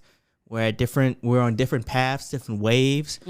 Do I sometimes get a little bit like envious?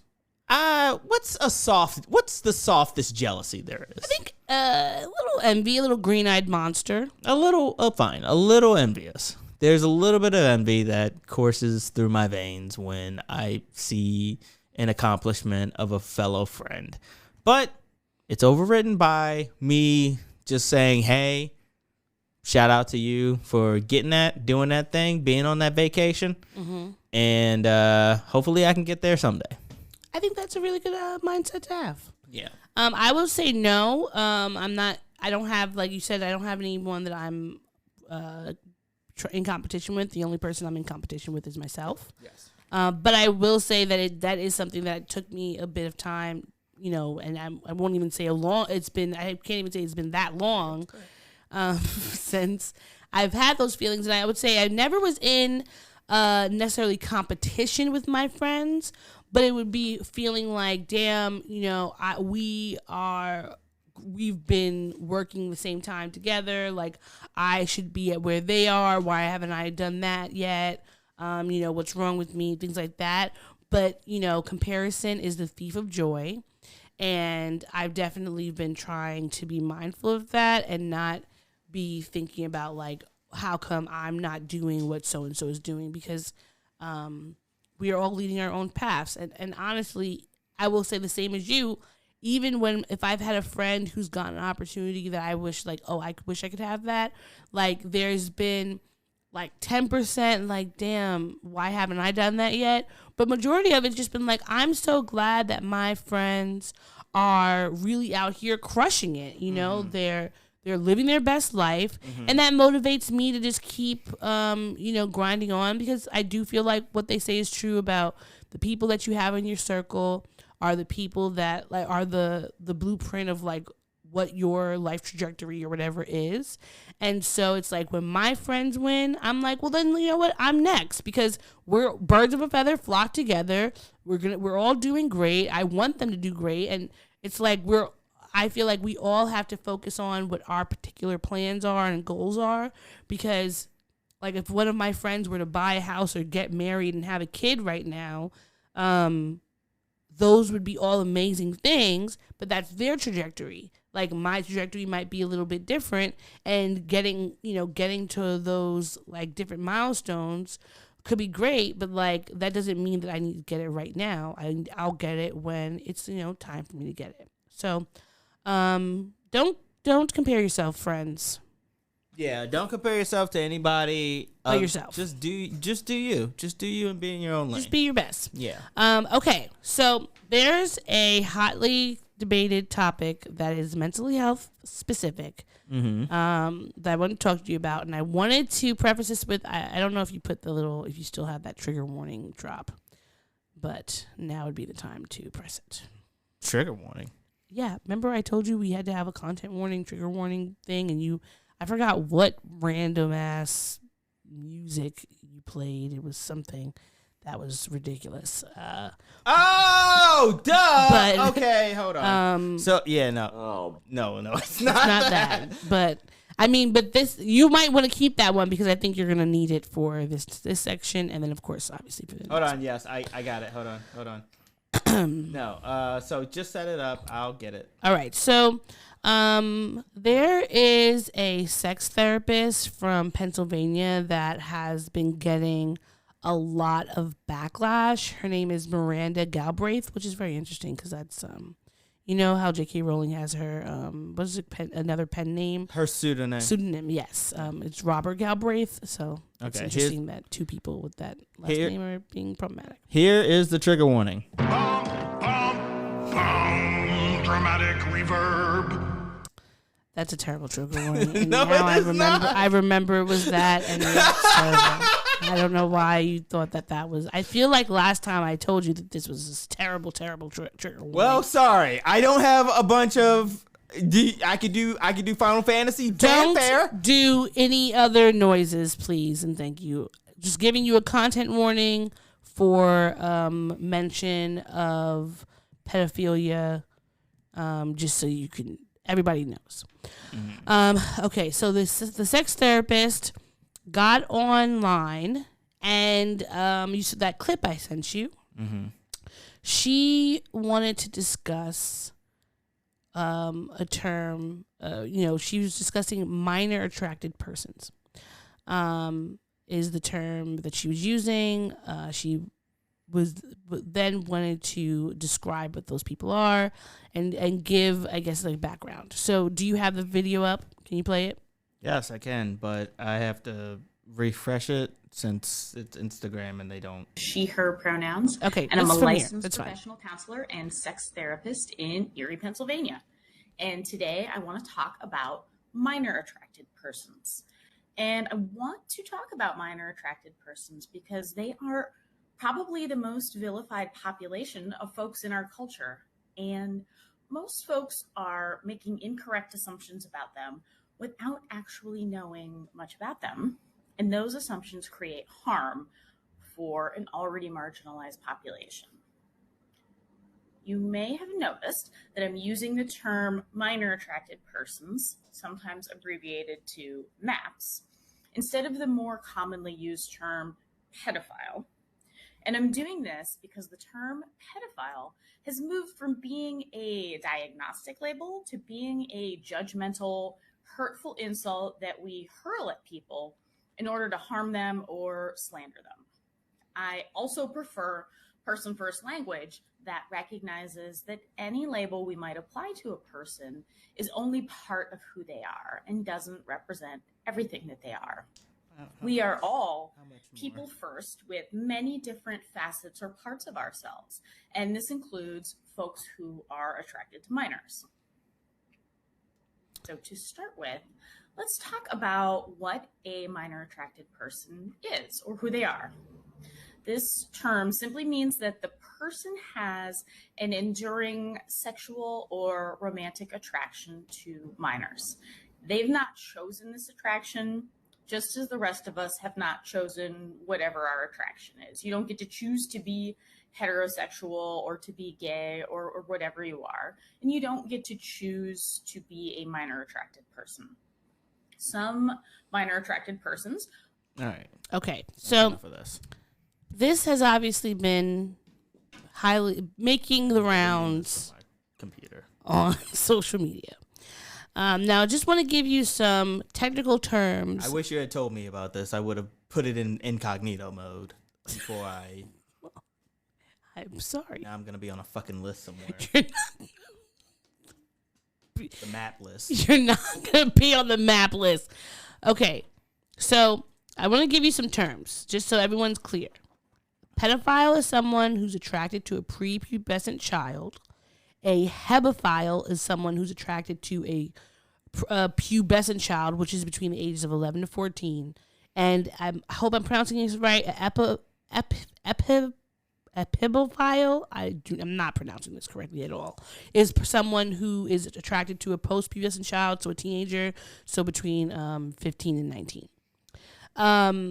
And now I will say that I have heard this term MAP before, several years ago, because when I think it was a documentary about like some sort of pedophile that had like a famous person, and they were talking about, there was a therapist who does group counseling with people, and they were talking about the differences between pedophiles, sex offenders, MAPs.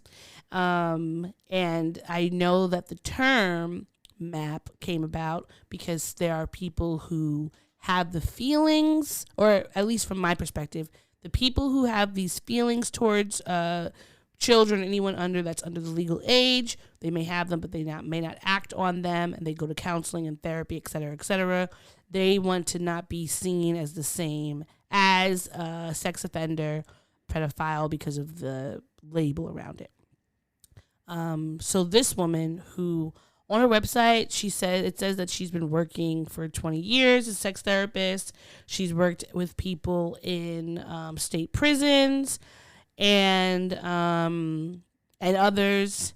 And so she is trying to bring awareness to this term to see if there are ways that we can be more inclusive in our society for those who have what she's calling this as a sexual preference.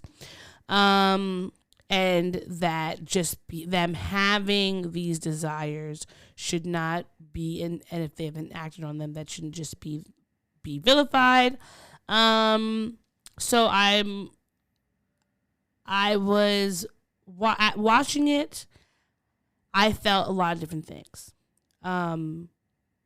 I do think if somebody has these feelings, they know they have these feelings, and they're going to get help for them, that they should be allowed to do that without someone necessarily, throwing eggs at them when they walk out the door.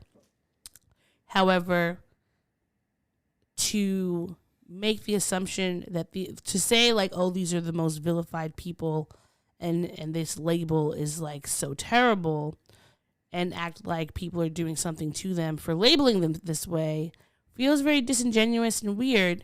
Because if there's somebody who's saying like, I like children or teens, and maybe they have done something to children or teens, like, and maybe this is just because I'm just extremely biased in this case.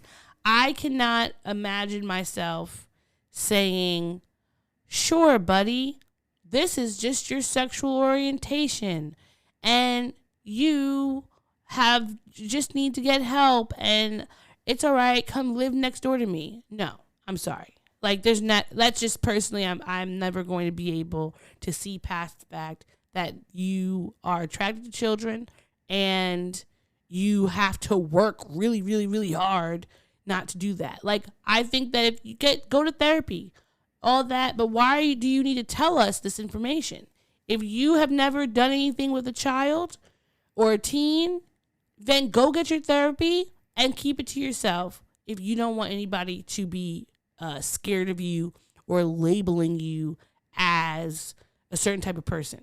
Because I think there's a difference between someone who murders someone, like they're in a fight, you get into a bar brawl, you accidentally murdered someone, you go to prison, you come out, rehabilitated, whatever. Like, I don't expect people to just be calling you a murderer every day.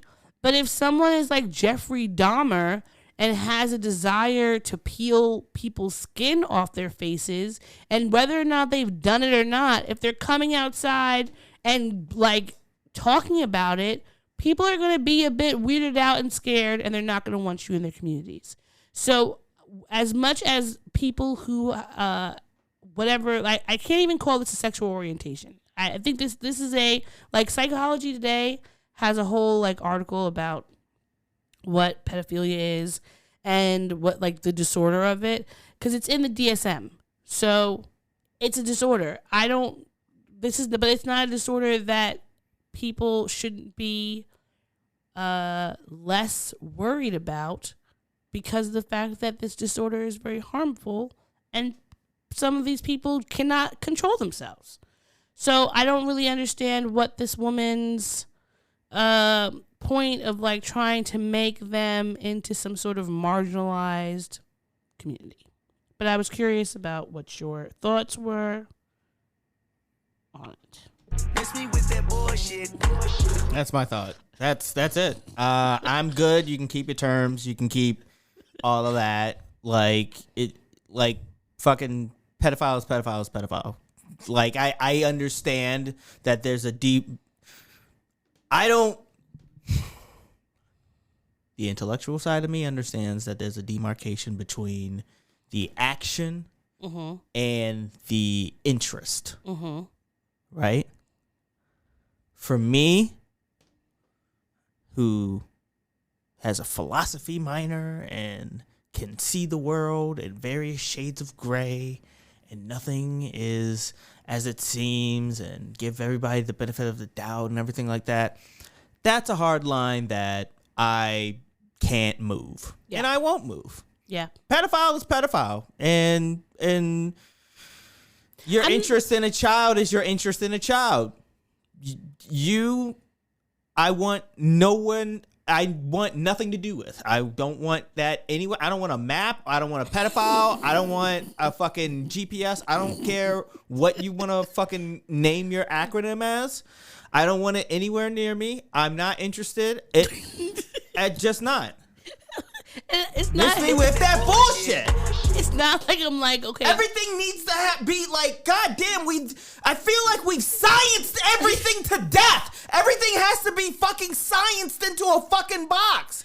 And in order to understand, like, I get it. This is going to sound ignorant. I'm not against science. I am not against understanding and knowing things, okay? This section of thing, when it comes to like kids and anything to do with that kind of development and the lust or whatever you want to call it, like I'm trying to like give it all the words except the actual words that would be horrible to say. Yes. Like for that whole thing to exist, like I feel like we're not letting down the human race if we just take that energy scientifically and put it towards something else. We don't have to figure out the who, what, when, where's, and why of how somebody could wake up in the morning and say, you know what I mean? Like, the only reason I'm not interested in it, and we could convert our fucking energy to figuring out what's up with the fucking Mariana Trench and getting our asses down there all the way deep in that fucking trench. See where all the dinosaurs are that are down there. There's fucking alligators and fucking sharks and shit. Alligators have been around since fucking dinosaur times, and they come up on swamps and shit. So, like, imagine what the fuck is down there, like, in the fucking Mariana Trench. That's my little... The only reason why I feel like understanding why people have these situations, like, of course, when they're talking about, like, people who have been abused generally may become abusers, or if they have some sort of traumas, etc. Like, understanding those things, I think, are important so that you can possibly, if someone does have a trauma, helping them through it so that we don't have these being repeating cycles. For the recovery of it, sure. But I think that the problem I have with this whole thing is that calling it a sexual orientation is then becoming a slippery slope, because you have people, there are Republicans online that I've seen this term happening recently on social media, and I was never really clicking on it because it was usually some sort of Republican senator somewhere who was talking about the gays are trying to have sex with are like they're adding pedophilia to the rainbow of the letters, and they're trying to say it's sexual orientation, and that's why we can't have homosexuals because it's a slippery slope to pedophilia, which is already connected to the queer community always. Yeah. And so this is not a sexual orientation. It is a disorder. I'm literally reading it. Yes, it is a disorder. It's in the DSM-5. It's a disorder. It is not like... There's a difference between when being gay was in the DSM-5, that was just ignorance. This is an actual medical condition. Yes. And you could say because it's a medical condition, the people should not be, don't go to their house, kill them and all that, and be horrible to them. However... But it's not a fucking... it's not a preference. It's not like... Well, first off, it's not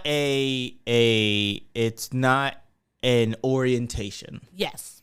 It is a disorder the same way people have disorders that make them feel sexually attracted to inanimate objects. Happens all the time. I just saw a clip from a few years ago. There's a show on, I think, TLC. This woman is married to a ride, a roller coaster or something like that. Mm-hmm. Like, shit happens that's weird sexually, and we can learn how to understand it and figure out how to help those people.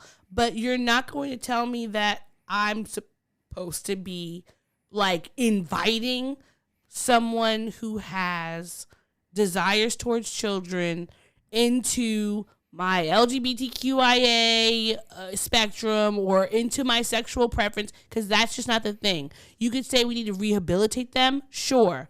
Figure out ways for them to be able to live in the world, 100%. But I'm not going to be giving them new terms so that they can be feeling more comfortable with the fact that they like children. One of the podcasters I like from the Friend Zone, Hey Fran Hey, she said the other day that we need to bring shame back.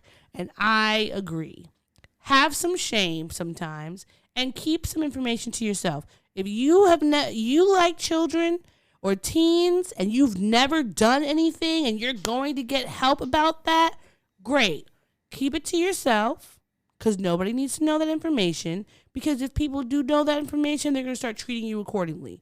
The same way they would treat you if you told them that you have a desire to peel the skin off their faces. You're not going to be a party favorite.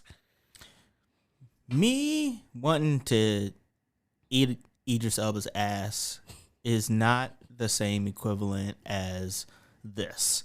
And I'm not going to give an example for that or this, because you know what I mean when I say that it's not in the same ballpark. It is not an orientation. It is a disorder. It's a disorder. My bad. I'm about to call it a disease, and I kind of feel like calling it that anyway. I mean, it's a disorder. It's called a pedophilic disorder. It's in the DSM-5. Go look it up. Yeah. Well, anyhow.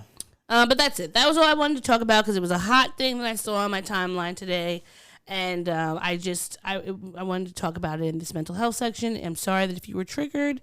If you were, please call your therapist or, the sexual abuse hotline. Because, it's never too late to do that, regardless of when something's happened to you. If you have feelings about of being with a child or teen, you should also speak to a therapist. Nip that shit in the bud and figure out what the root cause is that's causing you to have these inappropriate feelings. And that's it. We can move on to the things that make us annoyed, such like terms like these. Every week we like to just vent a little bit, talk about the things that made us angry, that made us annoyed. And we're just like grinding our gears a little bit. Bringing it. What? We gripe it. We're not griping anywhere else. We gripe it. This safe space for us to share. We gripe it. We ain't griping anywhere else. We gripe it. So what's up, my friend? Well, that conversation won. that was uncomfortable, quite frankly. And it's understandable. We had a trigger warning. It's fine. It is what it is. There's that. In general, as far as the things that have been upsetting me, I'm going to give it to myself this week. I had a bit of a manic episode, and I ended up spending a little too much money getting groceries and some other shit that I probably should have waited until I got paid on Monday to get. Also, you play Candy Crush, right? Yes. I think I'm about to delete the game. Is it because you're buying extra lives and things? Yeah. How much money have you spent on Candy Crush? This week. Like this week? This week. This week, $40. Because they get the $20 bundle where they give you it's like 12 hours where you can use the extra stuff, and it's 1 hour unlimited health, and then like you get 2 of the little things that help, and then you get 100 gold, but then the gold goes real quickly because it's like, oh no, I was just one turn away, and that's so that's. I mean, listen, I too have found myself spending too much on Candy Crush. Because for a long time I would never spend any money, but then sometimes I'd be like, oh, I have an extra little $2 for the little daily deal, and then it would feel like, all right, now I've spent like $10 today. Yeah, no, I myself have just spent way too much money. But I definitely understand that because it's addictive, and this is why they want you to play games so that you will be addicted to it. And you'll be spending all your money. But, well, are there any things... Okay, so question about the extra stuff that you bought. Yes. So you bought food. I think that's needed. You needed all those foods that you bought. So that's like... Yes. You can't even beat yourself up about that. Yes. What... The things that you purchased, are they things that will bring you joy? Yes. Are they things that will bring you joy on more than one occasion? Yes. Like by myself and in a group setting. Okay, so I think that it's like you're going to get paid Monday. You're not going to be like in the poorhouse. You've already paid your rent. You know, it's just now at least you know the things you didn't spend it on, like, you know. If you had spent all that money on Candy Crush, then it would have been like, okay. But I think that you can give yourself some grace. Because I'm still mad with myself. I'm still like, I can give myself all the grace I want. And the worst part is some of the shit, like, and I do this every fucking manic episode. Like, I'll get into a fucking thing where I'm like, I'm gonna pull the trigger and buy this thing, and then guess what? I sent it to the wrong fucking address. Oh, that's the one. Yes. So now my dumb black ass has to get up and go. Luckily, I have to go all the way over there anyway because that's where my medication is. But I have to and also I have to pay for my medication. Mm-hmm. So that's $30. Oh boy, this is gonna be a long weekend. Oh fuck, and I have whatever the copay is for my dentist's appointment. So. Shit. You don't do FSA or HSA? No, I don't have one set up. Okay. Yeah. Because this is the first time I've gone to the dentist in like... You should look into that. 5 years. Think about all the doctor's appointments you're supposed to have. Actually, I have not gone to the dentist since before I was in college. Are you kidding me? Yeah. You're joking? No, I'm not. How? Well, because I had jobs where I didn't have fucking insurance. But you always are so particular about your teeth. I know, but I just use white strips and brush like extra hard. But you've had insurance for several years now. Yeah, but like I just started doing the right thing by my body. Okay. I don't know what to tell you. I just started doing right by my body. Like, I just got beard oil and fucking face scrub not too long ago. And the relatively, like, I got a fucking dental floss thing. Okay. Like, well, I broke it. But, like, I have one. All right. Okay. I only recently started doing good stuff for my body. It's good that you're doing it. Dentist shit is one of them. It will be a little uncomfortable because when they do the cleaning, it's like, you know, a lot, but you do take good care of your teeth in general. So I think that you're going to have a good cleaning tomorrow. Mm-hmm. Just, I would say, if you can sign up for the HSA or FSA, whichever one your job has, it's very helpful because it takes the money out of your stuff pre-tax. And you can just get it over with. And I always put all the doctor's appointments that I should have on the amount on there so that I don't have to pay it myself. Okay. So, yeah. Was that it? Yeah, that's everything. Okay, I'm annoyed and upset with myself. The annoyance I have, number one, these horse carriages in New York City. Fuck you so hard. Did you see that video of the horse? Literally, like, almost dying on the streets of New York City. It collapsed like a motherfucker. And not only did it collapse, but the man who, the driver, was like flogging it to tell it to get back up. And then so apparently the horse is 14 years old. His name is Ryder. And terrible name. Well, I mean, come on. What is it? Why would you give the horse the name of the thing that it can't do? Oh, well, that's true. The puller. The veterinarian said that he has equine protozoal myeloncephalitis. Oh my God. Just can you text me what that word is and I'll try? Can you send me a quick text? EPM for short. I can't. It's not gonna let me send it. It's not gonna copy and. It's not because this is not my standard computer. Okay. It's just look up EPM and horses and you'll find it. But it's a neurological disease caused by a parasite found in possum droppings. And I just feel really bad for this damn horse and all of the horses that you see pulling terrible freaking thousands of tourists around the city, especially in days like this or this last week when the heat has been so bad. Could you imagine having to pull 3 or 4 people with an average weight of like 150 to 200 pounds and you're a horse that they don't give them good stables. They don't give them good places to run around and like move their bodies.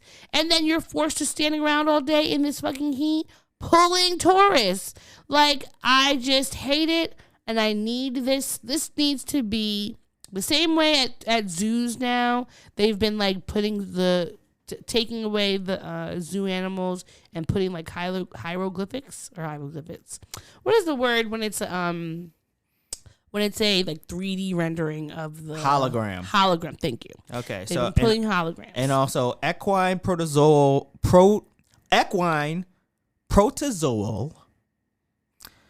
myelone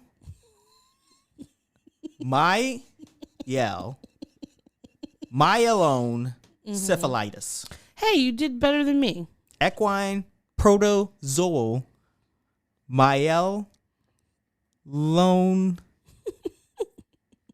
syphilitis. Myelone syphilitis. EPM for short. Yes. Myelone syphilitis. But stop it. These horses no longer need to be walking. Put these horses up into a farm upstate where they can roam around and do what horses do until they end their lives. Because this is terrible. They were pouring like water on the horse. Yeah, they drenched that fucking horse. Trying to get him up. Water. It was really, really sad and horrible. And I just, like, you don't have to be vegan or animal rights activist to know that this is really shitty behavior that should not happen. Because if people had to, I want to say the karma is that damn the driver had to end up picking up the carriage and walking it off himself. So now how do you feel? And it's not to say that those people, those drivers of those carriages, it's not like they're banking a lot of money. They're also in a very problematic, parasitic job, because the reason why they do have to push these horses so hard because they're not really making any money, and it's just like, it's not a lucrative business. But they then in turn start treating the animals poorly, the same way like it's like at farms. Like, it's not because these people hate the animals, but they're really not given any other option. So treat these animals better. They deserve it, and stop being fucked up. The last thing that I'm angry about, did you watch the Drink Champs? Yes, I did. With Mr. Yes, I did. Irv Gotti, yes, one of the founders of Murder Inc. So if you've seen Drink Champs before, Nori, he has different celebrities coming on, and recently he had Irv Gotti and Ja Rule, because they have a Murder Inc. documentary coming out soon. So, of course, he's going to bring them on there. They've been on that show before separately. Mm-hmm. This is their first time together. Yeah. So, they talking about, like, I want to say the thing that was interesting to me They jump out the gate. Irv Gotti's talking about, Ashanti bought me this robe, whatever super fancy watch he has. Yeah. Apparently, Ashanti brought it for him, engraved it, and all this. So it's like jumping out the gate talking about Ashanti. I knew Ashanti would probably come up within the conversation because obviously she's the Princess of Murder Inc. Then, of course, all the different rumors about her dating Ja Rule, dating Irv Gotti, and then I had seen a little bit of stuff on Twitter and Instagram about Irv Gotti mentioning her and their relationship on the show, which is the only reason I watched it. I like Drink Champs, but I was not interested in watching Irv Gotti. But this was like, let me see. So he talks about that, and then like we're moving past, nothing like juicy comes up. They just talk about the watch. We move on. They're talking about just like different business stuff they're doing and work and blah, blah, blah, blah. Then they get to a point. It was like about 50 minutes in. It's a 3-hour and 27-minute Drink Champs. About 50 or so minutes in, Irv Gotti or Nori asks Irv about Ashanti and like why he wasn't at the like some sort of 20-year thing for her. This was 15 minutes. This one that you're talking about? Oh, that was a 15-minute mark. That was the 15-minute mark. Really? Wow. Yes. Oh, he jumped right in there. Okay. So he's asking about like the 20-year anniversary. Irv Gotti's like, Ashanti doesn't want to have to do anything to do with Murder Inc. And she was like, she doesn't want to do it no more. Da da da da. So then it turns into questions about him and Ashanti's relationship. It only turns into that because he decides to inform us that the two of them... Ashanti at 6:30 with the watch, and Ashanti's masters at 12:07. Okay, thank you. Thank you for mentioning the masters. So he's... At the mention of her masters and her re-recording her music, he then goes into this long tirade about how he made the music that she had on these albums and he put her on, and how, they made her hit song Happy after they had finished having sex, and, just going on and on about their relationship. And I was just so disgusted about it because, one, you're a grown-ass man. He's 52 years old. Yes. And they were together 20 plus years ago. Mm-hmm.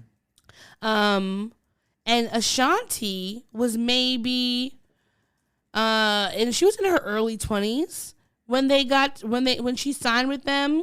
And he definitely was at least, I would say, she signed with him in 2002. So she was 22 years old. And Irv Gotti had to have been at least 10 years older than her at that point. So it's like, she was of age, but it, still kind of weird. He was also married at that time. Yes, he said that like, Ashanti didn't cause their marriage to be broken up, but like, you're married, you were still married fucking her and you're talking about her now about she was the love of my life and she's the only girl that I could ever, what did he say? He was like, I never had a bitch I could talk to after sex before I was with Ashanti. And I was just like, what, your wife, sir? The wife that you had for several years? Like that you have children with? Like, this is the Bayesian in me.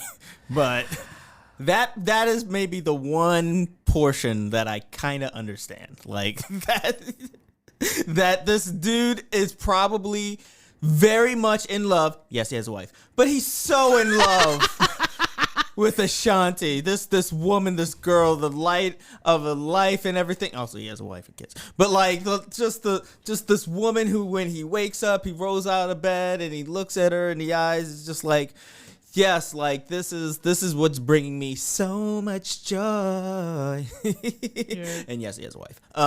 Ridiculous. Separately, outside of all this. He's like, and when like Noriega is like asking him like, why were you mad at Ashanti? Is because she wants her masters, and all this, and he's like, no. And he's like, well, is it because she was with Nelly? And he's telling about how he found out she was, quote unquote, cheating on him with Nelly because they came out during a basketball game. And that's how he found out, and he was crushed, and da-da-da-da. And he was like, but I'm not mad about that because, you know, the bitches that I have, you know, they're beautiful, and I got some 20-year-old beautiful girl by my side. So when I see Ashanti, it's like, I'm not trying to talk bad about her, but, like, you know, the women next to me are killing it. And I'm just like, how old are you? Are you a grown man? Because it doesn't sound like it. Look, this is clearly the behaviors of a bitter, heartbroken man. This is coming from somebody who has once in his life been a bitter, heartbroken man. Like, I know what it is like to have years pass and to look up on, just look up on Facebook and be like, how dare you be fucking happy with you and your goddamn fucking children.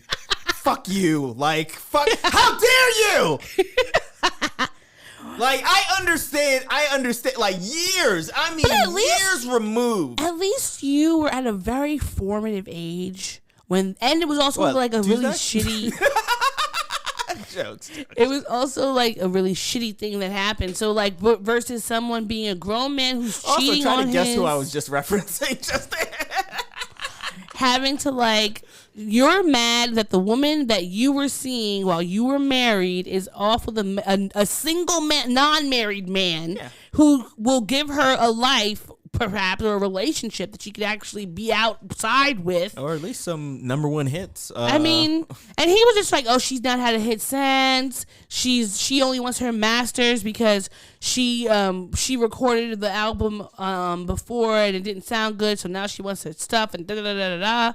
And I'm just like, you sound really... And Nori was like, you sound like... He called him a hater, and Irv Gotti got real mad about that. And it's like, but you're a hater. You are a hater. You are still mad. You do still see her when she puts her pictures up on Instagram looking beautiful. Yeah. And, like, the thing is, you know... Just because you don't comment or like or send a heart on a photo doesn't mean that you're not looking at them. Like, I've learned that the hard way of just like I'm not gonna comment, but like clearly it's lingering for a long time because next time you open up Instagram, boom, it's right there. It's right there. Just that update, just like, oh, okay, I see you got a bed with a mirror in it. Cool. I'm okay. Jokes.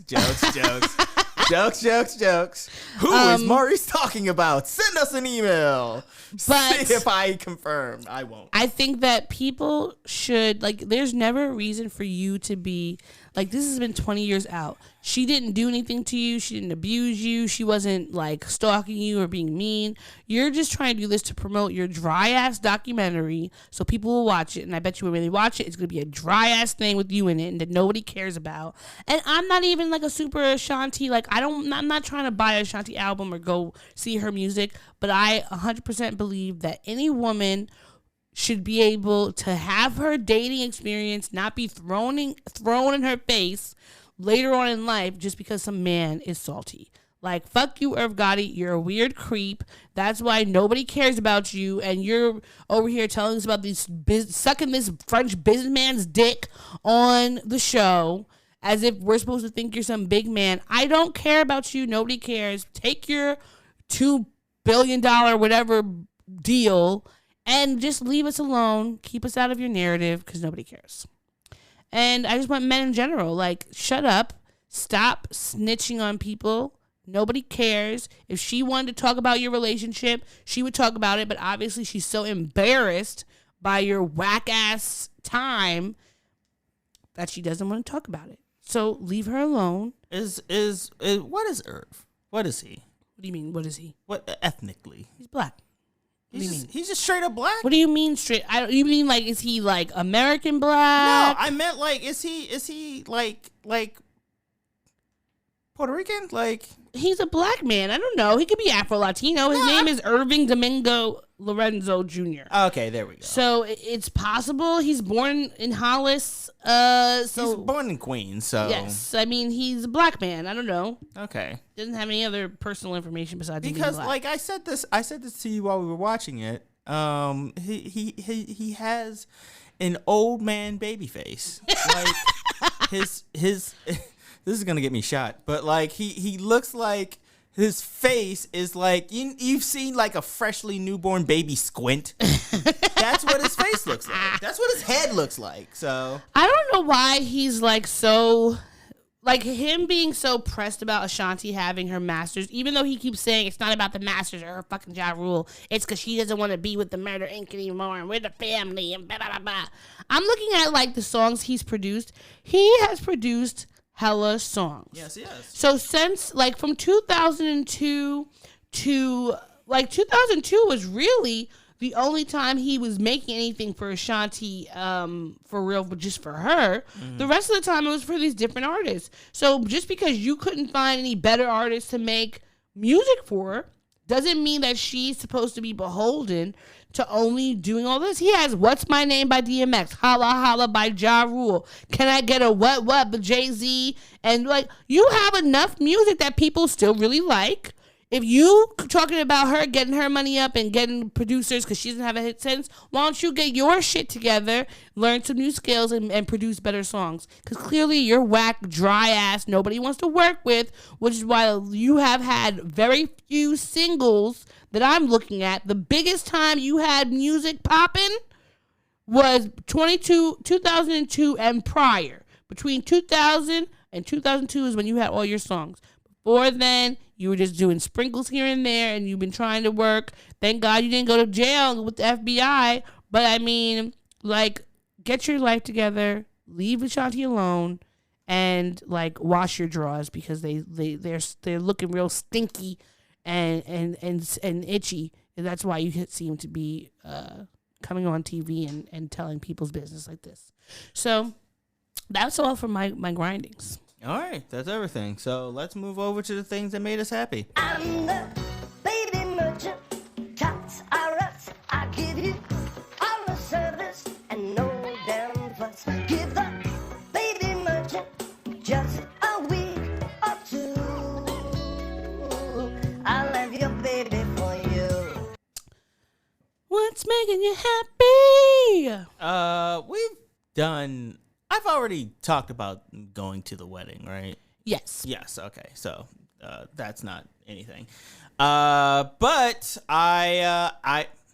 what's making me happy is I've decided that I am going to start inviting friends over to come hang out and play video games, and I've taken the steps to make that happen. I bought a controller. Mm-hmm. I bought a couple of games. Mm-hmm. In hindsight, maybe I could have bought them used on fucking eBay. Not eBay. Yeah. Or eBay or GameStop. Yes. Yeah, that's what I was trying to get to. I was trying to get the fucking one of GameStop. those. Whatever. I could have bought them used, but it's okay. And even though they're getting delivered, but like I already have two individuals, yourself included, and Sam, shout out to Sam, who are interested in coming over. And maybe if I get a big enough collection, maybe do like a little licorice tournament thing going. That sounds like fun. How we used to do at my dad's house. That's what I'm thinking. I think that sounds great. Yeah. Also, doing this podcast with you. It's one of the better things to help me get through this month. Oh, well, that's good. Yeah. My happy things this week are, one, of course, doing this podcast with you. It's always the bright spot of my week, even when you're being obnoxious. But it's a good obnoxious, and I enjoy it sometimes. I'm always. So there we go. Also, I mean, this new job, I think that it's just been like, I'm excited with all the things that I'm going to be doing. I'm excited about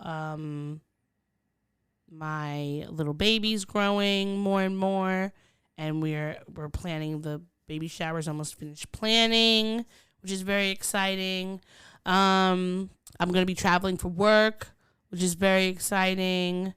I got to see one of my friends was visiting Raven. She was visiting here from from New Orleans. So I got to see her and Jenya and Nydia this week, which was really great. So yeah, I feel like things have been really good this week, and I'm really looking forward to what the next few months and the next year or so has coming. I feel like it's just like another time to level up, be my best self, do all the things. And yeah, I've just been like happy to spend some time with my friends, and like be joyful. So that's it. All right, there we go. All right, okay. Who are you looking for? I know you bitches looking for me. Oh All wait, right. no. Yeah, I think that's something different. I was gonna say I think that's a mystical song. Is it? Yeah. Oh. I heard you. No, maybe it's not. Let me look it up. I heard you bitches were looking for me. Here I go. I think you're getting that mixed up with an actual mystical song, but I don't think what you're referencing is a mystical song. You're thinking of like. Oh no! Sorry. It's from Cash Doll. The dude's right here. Maybe. Say it. Yeah. That's from Cash Doll, and we love Cash Doll. Danger. Okay. Well, now that's stuck in my head. Well, I'm sorry. Listen to I heard you bitches were looking. Listen to Here I Go by Cash Doll. Okay. She's from Detroit. Cash Style or Cash No, Cash Doll. Cash. Okay. Kash. Doll. DOLL. Okay. Well. You gonna play it? No, I'm not gonna play it. Oh, I thought you were looking it up to play it. No, I'm gonna. You usually do that. No, I'm not playing it. What I'm gonna play is this outro music, so that we can fucking leave. Bye. Bye. Thanks for listening to the show. If you'd like to contact the podcast, you can reach us via email at blackandsnerdypodcast@gmail.com. You can also find us on Instagram and TikTok at Black and Snerdy Podcast, as well as on Twitter at Black and Snerdy. You can find me, Maurice, on all social media under the handle Licorish is Legit. That's LICORISH is legit. And you can find me on Instagram. It's that's OD THATSOD.E, and on Twitter THATSOD_E. And don't forget to like, rate, and subscribe to us. Tune in next time to the Black and Snerdy podcast, where nerds of a feather flock together. Remember? Bye. Boy. Not yet. No, this is keeping it. We're keeping this in. Don't forget to take your meds and your subs and drink water. Bye. Bye. I actually want to keep that.